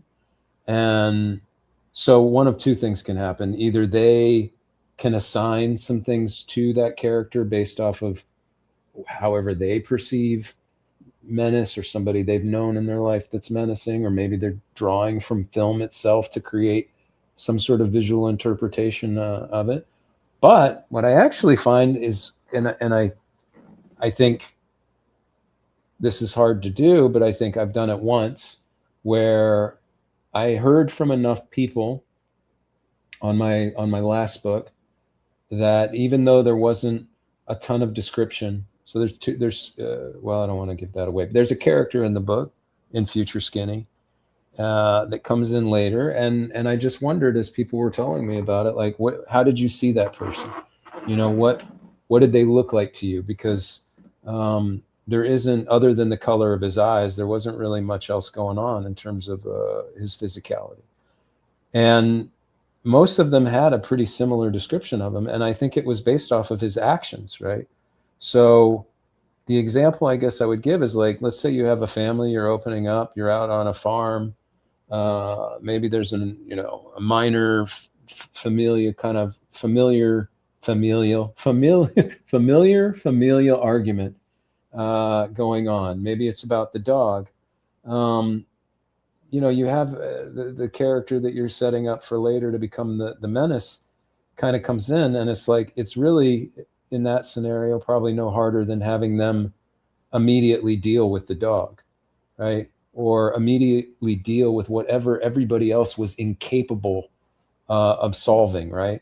Or was letting turn into a situation that was getting out of control. Because again, I think it kind of comes down to, like, who's in control here. So I think if you had a family of 5 and they're sitting bickering, and then all of a sudden the old man comes in, or maybe it's the grandfather, or maybe it's the mother, whoever it is, and they just come in and they establish control, right? And the people listen to them. And maybe it's what they say in that situation. And it doesn't even necessarily have to be anything, in my opinion, like overtly profane or necessarily aggressive. It's just like you're letting your reader know this is the person who's going to control the narrative going forward. But I've certainly read other books that maybe weren't my favorite, where they just lay it out there. Yeah. Yeah, I would definitely say it's different, not easier. And I would do so on the grounds that if you think anything about making a film is easy, you are incorrect. And Let them tell them. To accomplish the level of execution on all the different like layers of creative crossroads, like creative crossover that you have to pull off a film like The Menu. I said that really, really badly. But to do that is extremely difficult and extremely rare. As someone who has been to a lot of film festivals and watched a lot of indie films, and I mean indie films, like there's certainly good ones out there. I'm not trashing them all by any means. I've seen tons of excellent indie films, but I've seen a lot of people who that's your first movie. That's your second movie. Each of those movies had a combined budget of $682.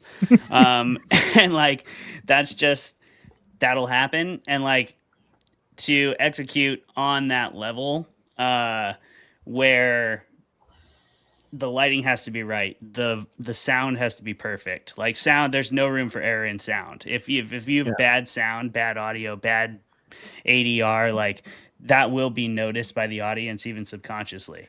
Ralph Fiennes could give the performance of a lifetime, but if he's shot like shit, there's no presence. Is that kind of? I don't know about with Ralph Fiennes. I think he can overcome a lot of bad production, but like, yes, I mean, if you can't hear what he's saying, because his lavalier mic was broken and they only had enough to pay him for 1 day on set, it probably wouldn't be his best performance, Now that said, I'm not saying it's easier to write. That's extremely difficult too. But like getting it portrayed, it is the art. That is the work. That is what you're like striving to accomplish, and it's difficult. But at the heart of it, I think they use kind of the same methods. Just in a film, you have visuals, and on the page, you have description through prose, and they're both just very different art forms. I do think that more people probably watch things than read. So you do have that like level of saying it's easier to maybe get a larger audience for it than it is for a really good book. Even the best books, like their readership is probably quite small compared to like the most high achieving movies. You know, I don't know if that's accurate though. Correct me if I'm wrong. Chime off in the comments. But yeah, I don't really think it's easier. I think it is very different, but you use the same kind of like you put the same kind of meat on the same kind of bones. Like they do well written movies follow many of the same structural tendencies as well written books. Like Yeah. there's a lot of hints dropped in this when they arrive. They get to the boat. You see Anya Taylor-Joy very clearly watching the boat leave. And that has a very ominous feeling. And then they drop some music into it. In a book, you would just describe something about how it left, something about the weather, something about the environment, something about the tone of the lady who checked you in and how concerned she was that you were not the name she had on her sheet, how much that mattered to her. Just subtle actions and movements in her face or whatever you do to make that a noticeable but still subtle indication of danger and tension. And it can rise from there with good dialogue and good character interaction. So I think this movie does all those things, and any good book I've read does that stuff well as well. I think that's just good storytelling regardless of the format. Yeah. Yeah. I think I'm gonna have to agree with everyone except for Travis.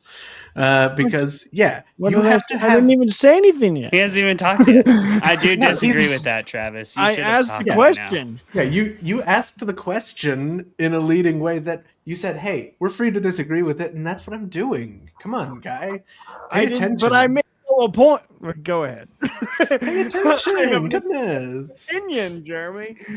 Yeah, but no, like I do not think it is easier in film because you have to have a phenomenal actor to carry off a menacing presence.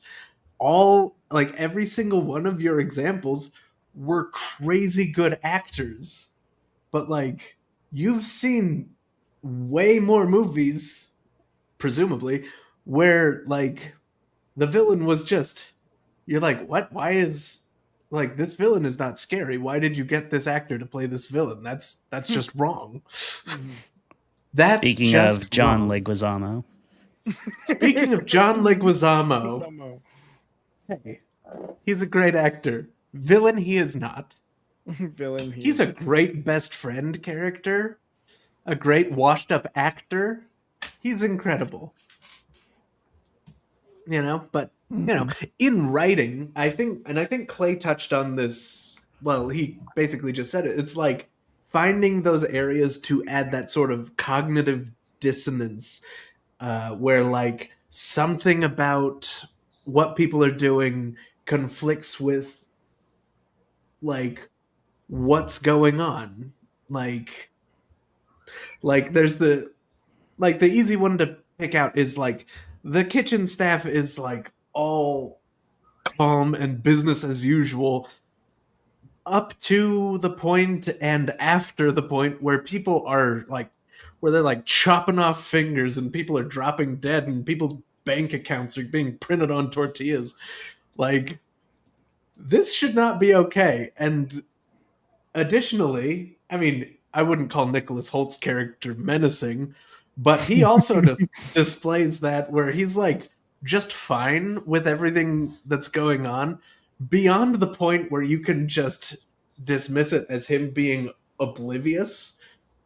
And it's just and you find out that yeah, he knows what's going on and he showed up anyway like a psychopath. Well, not like like He's a just psychopath. happy to be there. He's just happy to be there. He's so stoked What to a- be there up what a until final he experience. really isn't. Yeah. Yeah. And up until Well, I'm gonna try to dig myself out of the hole because I said it was easier to do it on film. yeah, Peter. Yeah, I'm just agreeing with you too, Peter. Well, Yeah. here's Please, the Jeremy. thing. I didn't say it was easy to do it good. Right. What I'm saying is like you can do it more efficiently, right? Mhm. And even Clay, you were just saying music. I mean, just having the benefit of music alone. If the question was like, is it easier to establish menace in a film than it is in a book? then I think technically it is easier to establish menace in a film. Granted, you need an amazing actor for it to come off great, but I could watch a really shitty film and be like, "That's the menace." You know what I mean? Yeah, Like, yeah. I would be like, Sure. I could see that. But it wouldn't affect you. It wouldn't affect you. You wouldn't No. feel menaced. No, It's You would it's more just like you just identify have, where the menace was. yeah. it's just more like in film you have more tools to use, but like And more ways to fail. you can't Nothing make a about duck film look is like a easy. horse, but No. you can. So I certainly wasn't saying anything about film is easy. I think if we roll the tape back, I might be wrong, but I think I said it seems that You did. You were very cautious about said it, it and seems you were that right it's easy. to be so. But I do think, to Peter's point, like the visual medium, like we have more senses, like reading. Mm-hmm. We're using our sight, but we're using our sight to like create an image in our own brains that maybe or maybe won't be menacing depending on how we interpret the text. Like that's hard. That's a really difficult thing to like say the words where most people are going to interpret it the way that you want it to come off. That seems more difficult for menace to me. I think the visual medium of film is like, yes, 100% super hard to pull off. You have to get all the atmosphere with all the elements correct.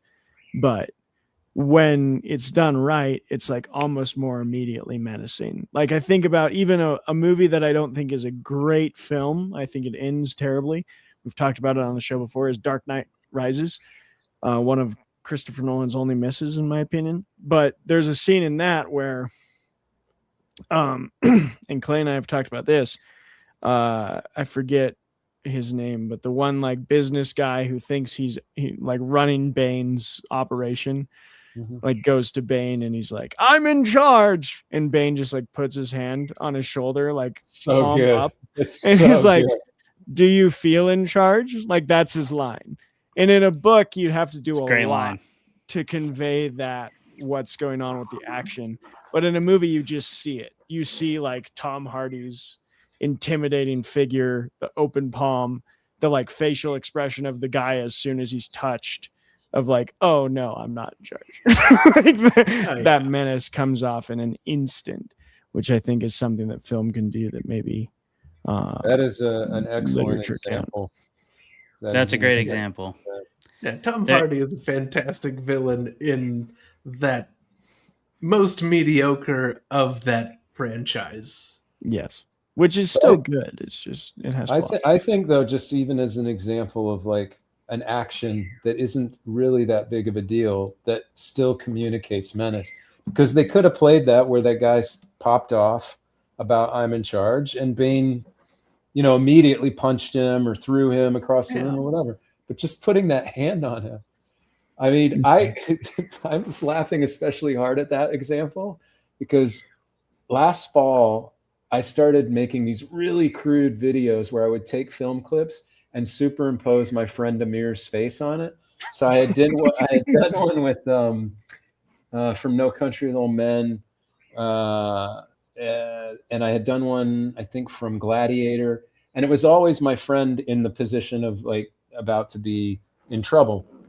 The last one I did was I took my friend's face and put it on The Businessman, right? Oh, and then I just had Bane going, "Do you feel in charge?" And I sent it to him, and he wrote me, and he's like, "I don't like these anymore.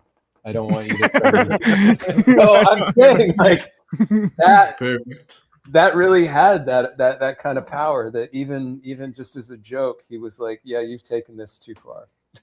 Yeah, I gotta find this actor. You're menacing. I Ben Mendelsohn, and I'm doing a disservice to him because he's a great actor. But Ben Mendelsohn plays the Daggett who thinks he's in charge and then dies pretty quickly. I do think a lot of it's about atmosphere. And I've asked about atmosphere on the show before, but I don't want to get too far into that because I have one question that I really want to ask that I'm surprised I haven't asked before.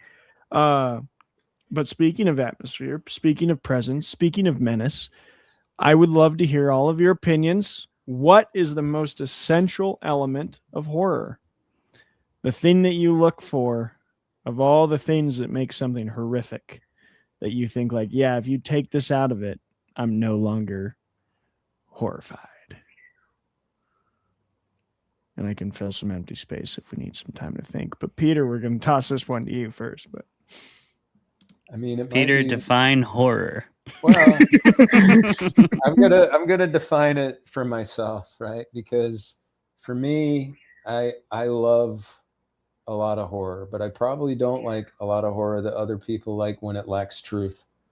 And so to me, true horror comes from exposing and or mining some truth about the human condition that comes out in any number of insane creative ways. But when it's missing that, sure, it's still going to be on the horror shelf, or it's going to be in the horror section on a streaming or whatever. I guess I'm the only one still heading down to Blockbuster, but you know what I'm saying? Like, if it doesn't have that element of it, if you haven't somehow taken something that's essentially human and turned it ugly, or revealed it for how ugly it is within, and you could take something, you can do that with Frankenstein, you could do that with, you don't have to invent something new in order to do that, but you can also invent something that's never been done before. So that's my answer. I think if you have a horror film and it's lacking some sort of essential truth, if it's not grounded in something that resonates within you, then how can it really be horror? Because then it for me, ceases to be terrifying. There's my answer. I think that's a great answer, and I honestly have a very similar one, because I do think it's about just the human condition, and revealing like what's inside of us, what exists as a result of us, and a lot of horror comes from one of those two things for me, like the humanity holding a mirror up to itself is usually what horror boils down to at the end of the day. Whether that's represented by a creature, whether that's represented by a serial killer, whether that's represented by somebody who's crossing lines and boundaries that they never thought they would cross, to try to save themselves or save their family or save whoever.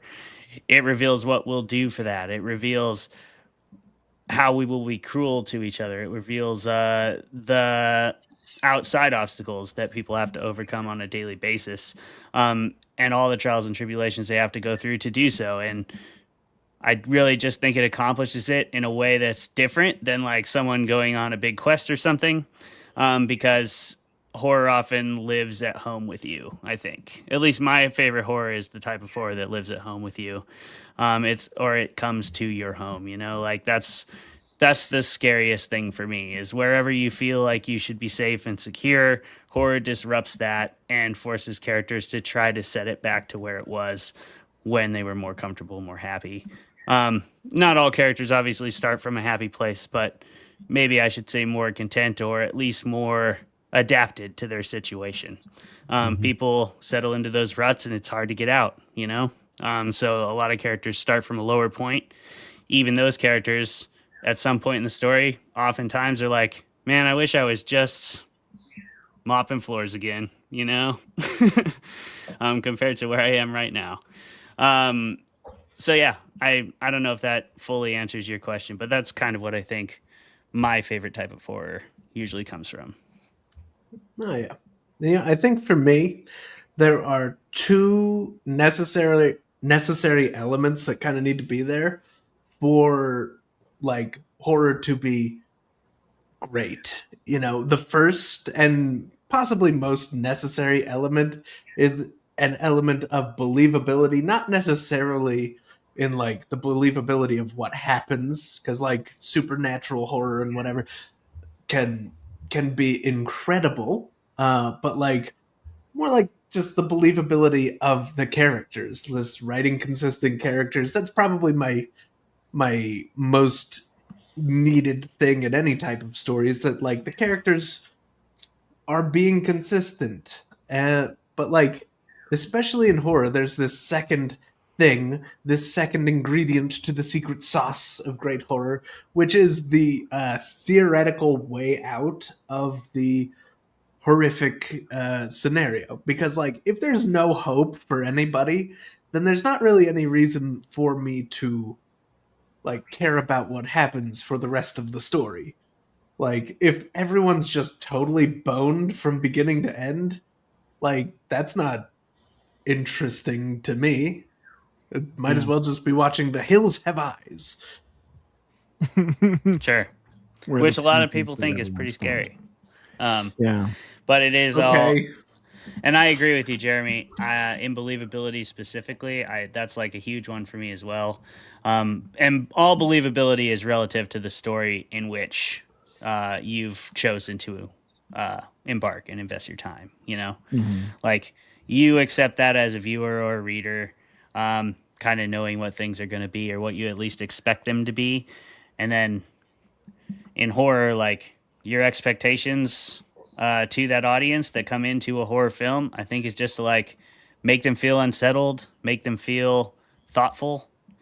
I think those are the two most important ones for me, but I don't know what you think about that, Peter. People, to me, I want people to feel unsettled and thoughtful. Like I want introspection and thought. And I want people to have fun. Like I do think it's fun to be scared. And I think most people actually, maybe not most, but a lot of people certainly agree with that. Like it's just, people like roller coasters for the same reason they like horror. You know, it's kind of a little adrenaline boost. Totally. Yeah. And I think I agree with Jeremy too. Like if there isn't that theoretical way out, it's very hard. You can watch something that's extremely inventive, but I don't know that you're going to go back to it. You know, it's going to fall off the wayside somewhere along the way. It's not going to be the thing that you probably recommend. At least obviously within genre fiction and certainly in horror fiction. You know, I'm not even going to like shame or name movies, but there have been some movies to come out in the last 5 years that have gotten a lot of people excited in the horror genre that I just, you know, I'm like, oh, okay, I'll watch it, you know, and I'm just like, I don't see the believability. And again, Jeremy, like Supernatural, my book, What the Dead Can Do, is literally about dead people trying to figure out how to possess the living in order to kill their still living son and bring him to the afterlife, right? That's entirely farcical and as fantastical and supernatural as you can get. But I think I did it in a believable way. And probably, Clay, I think a big part of it is that it's the characters and what they're going through that is believable and that grounds it, you know. And I've only had a few people. I actually had one review. It was still 3 stars, but the woman had sort of panned it, even though she gave it 3 stars. It was kind of one of the harsher ones to come through, and it was nuts because she said 80% in when I finally got to this ridiculous premise, and I'm like, it's right up there from the gate.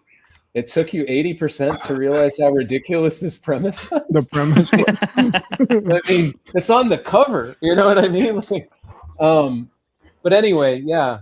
I don't know. I think you'll be out there and probably find people who hold up other things that don't have those elements and would still say it's horror. But I think one of you said, is it good horror? You know? Yeah. I guess that's the I think difference. if I can wax a little philosophical here, as I'm wont to do, and Please maybe we do. can count this as my pretentious question of the week. I think I like what you said, Clay, about the like thoughtfulness and what was the other word you used? Suspense? No.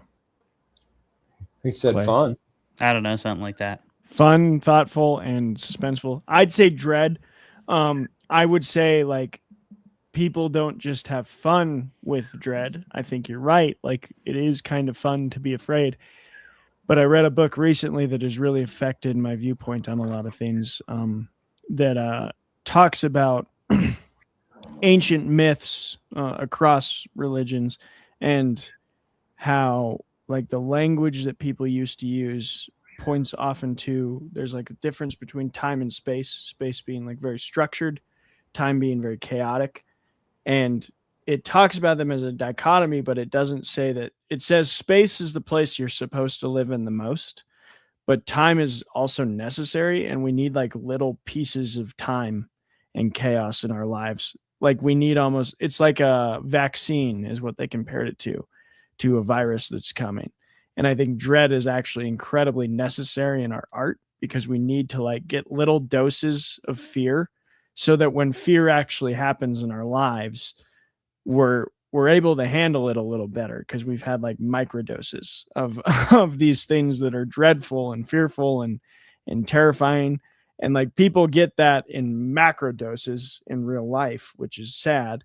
But like the people who don't have lives that are just rot with fear, we can still understand them as emotions. And it's actually healthy for us to get little tiny pieces of like, oh, I can go to the movie theater and I can experience for 2 hours like true dread.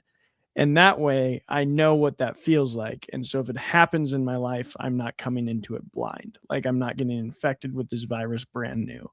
And I thought that was like a really beautiful way that person put it of, chaos is inherently, we don't want that to like dominate our lives, but having just tinges of it on the outskirts is actually going to help us in the long run. Just like a vaccine is going to like give you a little bit of the virus so that when the virus comes, you are ready for it. I don't know what y'all think about that, but I think horror can be that of like a beautiful little antidote to the actual dreadful things in life of like, oh, I've experienced this in my imagination so that when I see it in real life, it's not as terribly powerful. Yeah, I don't know. I don't know if it truly prepares you for anything, for sure. But I do think it is certainly healthy psychologically to explore darker literature and happier literature and literature of all kinds. I do think horror is a particularly honest brand of speculative fiction. I think it's the most, to me, I've said before, in many ways, I think it's the most honest. And that's part of what I love the most about it. It's just always so character centric because if you don't have empathetic characters that your audience cares about, then there are no stakes. If we don't care that people die, then horror can't exist. So I agree with you about dread. I think that is absolutely a necessary ingredient. We have to have a little bit of fear for our characters in some way. It doesn't even be that they're going to have to die. It could be that she has to stay on the island and work for the chef forever or die. What would be a worse fate, and what would she choose? And that would be a whole different movie. But however you manufacture that dread into or infuse your story with it, like it's definitely a critical part of telling something scary. Now, Jeremy, I saved it for the end, but you said you have one bullshit question for everybody, and I'd love to hear that. Yes, I do have one bullshit question. I'm also listening. I'm going to go off camera for a second. Yeah, I believe you. That's some bullshit right there. That is some bullshit, a little bit. How disrespectful. Hey, Jeremy, go ahead and have your question. Yeah, go ask your question. I don't really have time for this I'm just going to fuck off a little bit. And I'm back, Peter. I'm back. Hey, Talk your shit. I heard it all. I heard all the shit talking. I got the pods in right here. I knew. I'm glad you heard, frankly. What was your bullshit question, Jeremy? Hey, because, this movie I gotta go off camera for a second. That you always have to be ready in whatever scenario you find yourself in. And if I find myself in, say, Tyler's situation where I need to prepare something for a world-class chef or die, apparently. Yeah. That's something to be prepared for. So I would like to ask all of you, if you had to cook something for a world-class chef to save your life, what would you make? Nice. Yeah. That's a good one. Important. That's a very good question. I'll jump in. I'll jump in and then I'll pitch it to. Okay. Okay. Timeline matters here. If it's recently, like if you take me now, I think I could do duck breasts with risotto pretty good because I just recently learned how to make a pretty fire duck breast from someone who was trained at like a French culinary institute. So I've been obsessed with learning how to cook recently, and she came over. She's my wife's coworker. She came over and she like walked me through like, here's how you make a duck breast really good, and like here's the timing on everything, and you don't need anything but salt and pepper, but you just do it like this. And it was amazing. But like before that, fucking a grilled cheese, I don't know. Well, that better be some bomb ass grilled cheese. It would, but like some grilled ass cheese. I wouldn't want to pull a Tyler and like try and swing out of my league. So I'd be like, you know what? I'm gonna be honest with you, chef. I can make you a pretty good cheeseburger.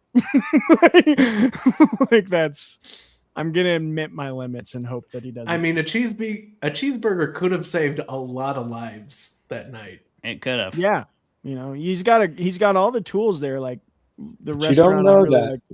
But you don't, in the scenario you've pitched, you don't know that yet. You don't know. It's true. You don't automatically know that.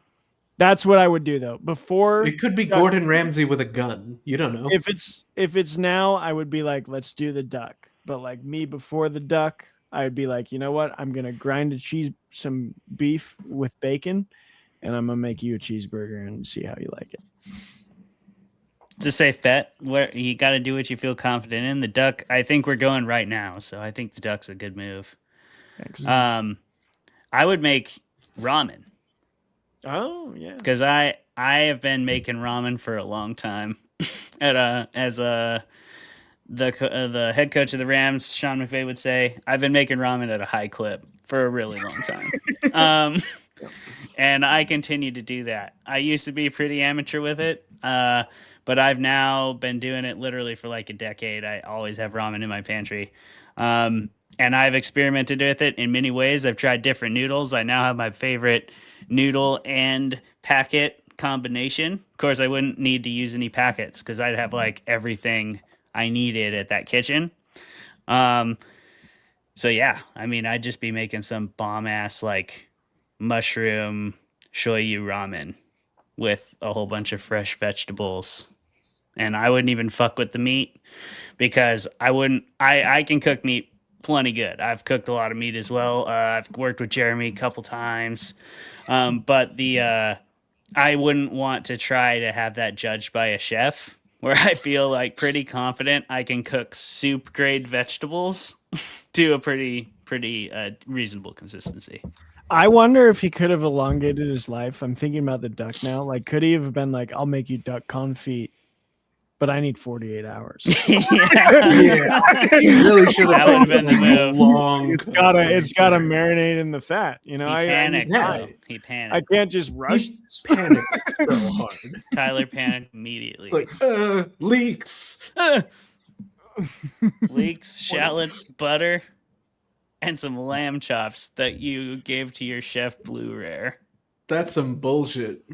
That was Tyler's bullshit for sure. Peter, what about you, Peter? What you got, man? I mean, I would cook the only thing that I can cook well, which would be breakfast for dinner, and I would just, beautiful. You know, I would probably try to tell a story with it. You know, I would just be like, my father worked at his mother and father's diner growing up as a short order cook. And if there was one thing that man could do very well was breakfast. And then he taught me everything he knew. And yeah. And I would just, you know, hope for the best. I mean, I think there is something. It's a safe play. That's a safe play. Yeah, because I'm not going to fake it. I'm not going to try. Right. I don't even think I could talk the talk in trying to fake it, you know? So yeah, it would just be eggs, hash browns, and bacon. And then, you know, I don't know. He had that bread there. Would he let me use it? Not sure. You're probably poor enough that he'd let you use it. Yeah, exactly. You know, Toast, so, red course, Let you do toast and red jam. course is passed. He's fine with bread coming out. So like, yeah, so breakfast for dinner. Supplemental course. That's where I'm he's going so for. unexpected. Breakfast for dinner is great. That's a great play. Very safe. Oh, yeah. reliable. Everybody's kind of got nobody has a super high bar for that. No. And I think in a way, like you almost want it to not be too good. Like Yeah, you you've want been to a the- breakfast place where it's like, okay, like chill with the sausage. Where's the maple? Like, Yeah, like where's like, the what We've are all- these bullshit perfectly fresh potatoes? I wanted Mhm. grated potatoes with the skin on. Look, One of bro, the we've American- all had like those hotel steamed scrambled eggs, which taste come out like of the- come defeat out of the- and rubber. Yeah, they come out of the fucking milk jug thing. Yeah. Yeah. Yeah, Clay and I have a lot of experience with those with wrestling diets. Oh yeah. Well, I think we'll like yeah. your binge eating story for many reasons, Peter. Oh. But among those, we were both wrestlers for a long time. So we've both cut a lot of weight and then gone on a lot of eating binges because that's what you do after Went you cut hard. weight, especially in Yep. high school.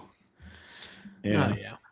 Well, that's my last question of the evening. But before That was we my go, question. Jeremy, you're right. That was Thank you. I wanted to steal it to cause controversy. Good effort. dare That was you. Jeremy's last question of the evening, and my last question of the evening was the one before that. There you go. Before we go to Clayton with taking us out with a rating here, I just want to tell everybody: listen, we love doing this for free. We do it We for do. free, forever, because it's We fun. are. We love talking to awesome. We have been. Like We will. Peter. But what would be even greater is if you follow that little stream down there that's kind of flown by on your thing. You go to www.patreon.com Yes, right down there. Or /fermentedfiction. sometimes it's up there. That's for the Spotify people. www.patreon.com/fermentedfiction. We have tiers from $5 to $30 that are going to get you some really fun stuff. Invitation to the Discord immediately on the $5 one. And we have up there right now 7 days free. Okay, 7 days free. That's right. Just test it out. See how you like the Discord. And you know what? I See might if not you even freaking like might it. not even revoke your Discord invitation if you don't pay us. But all the way up to the 30, you're going to get book bundles. You're going to get writer's retreat invitation.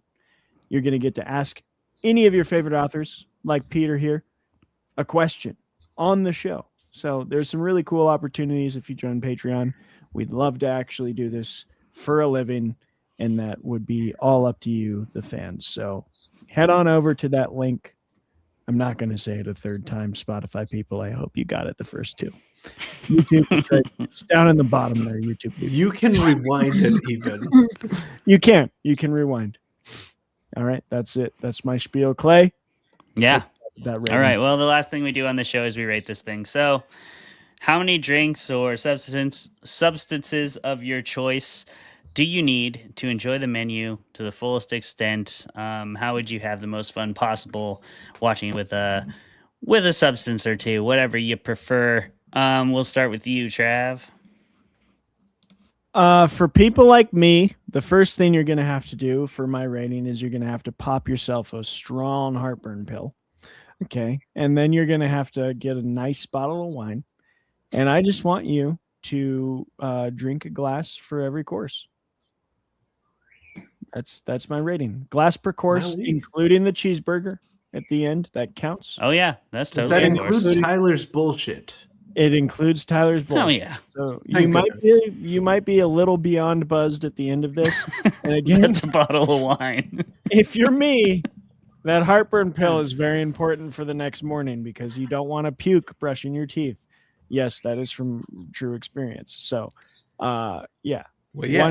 one glass of wine per course is per meal course in the movie. That's my rating. Cue the someday podcast host will tell you to take a heartburn pill. It's very important you listen meme. Yeah, so do listen to Travis if you do this rating system. I really like that one, Trav. I appreciate that one greatly. So I was thinking kind of something similar, like drink with whoever you want to drink with. You know, it allows you to play the game your way. And I think that's always important. So get whatever drink you prefer. I can't drink wine. So if you're like me, get as close as you can, I guess, with like maybe a stout or something. And then yeah, drink with the character who, like, if you were in this scenario, how would you drink? And then pick your character because there's all the layers. You could drink with his mom over in the corner if you really want to go hard. You could drink with that older man's wife, who is just that poor woman, just having the worst night of all time. Like, she drinks pretty hard. Leguizamo's date drinks pretty hard. And then you can kind of work your way down from there. So yeah, that's my rating. Drink with the character who you think drinks the most like you would in that situation. Yeah. So, hey, I think to get the maximum enjoyment out of this one's going to be a little bit involved. The first thing you're going to want to do is work for 20 years in food service. Do that first. It's going to really affect how you view this film. It will. That's true. That's true. Now, the next thing I have, okay, everybody, I did do that.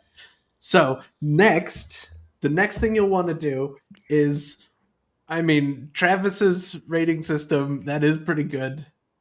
But we're gonna pivot. We're gonna freestyle. We're gonna go bananas.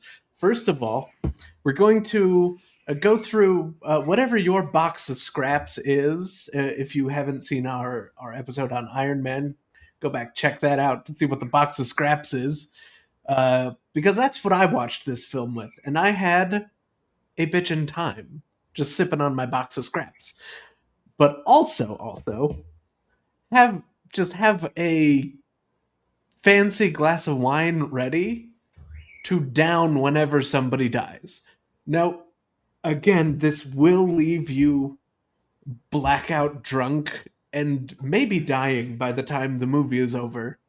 So please do call the paramedics ahead of time. Especially since if you do this, you will likely be 20 years older than you are now. So there you go. Peter? I mean, I think all three of y'all have solid plans. I'm going to just throw out this one. Shot of your choice. Every time there's a... Oh, that's good. That's good. The clap. Fantastic. That's a great one. Yeah, and you could also just add that to anyone else's game. Yeah. Play whatever you want. Play on hard mode. Shot it. That's hard mode. One of our games plus the shot game. That's hard. Yes. And take 2 heartburn pills, because if you're having wine and a shot with the clap, like you're gonna suffer, man. Mm-hmm. Speaking. And if you're trying not to make it to Act 3, do all the games at once. All of them. Right. Yeah. And then when you're really going to crave morning, just watch it hungover. It'll be fine. Yeah. Yeah. True. With It's a also a great cheeseburger. movie to watch sober. Yeah, with a hangover cheeseburger. That's actually that's a really good move. I like it. I That's like ace the level flavor stuff right there. for the menu. Uh, I would have nominated it for an Oscar if I had been on this rating system. Speaking of nominations it should be nominated for awards, ace level performances. Peter, ace level performance tonight, my friend. Thank you so much for coming on the show.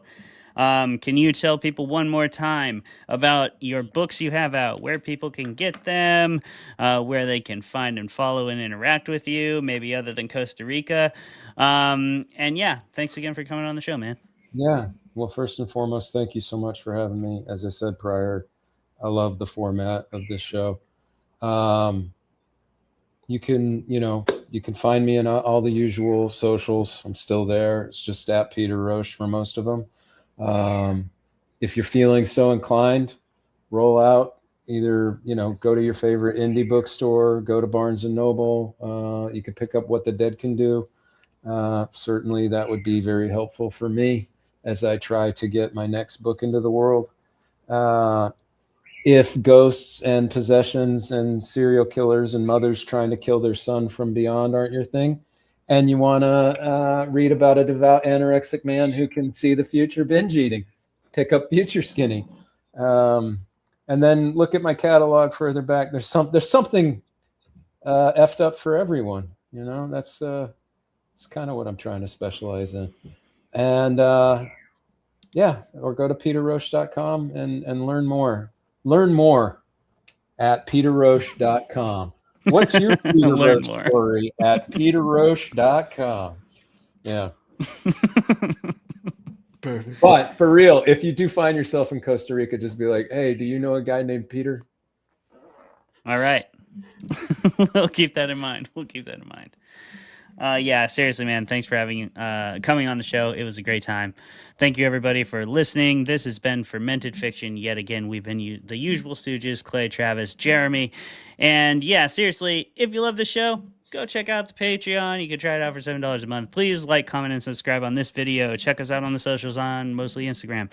And yeah, please do all those awesome things. Share the word. That's the most important thing. Word of mouth. Just spread the word, tell people about a show you like, and maybe they'll listen. That's all we could ever hope from any of you. Thank you so much for being here.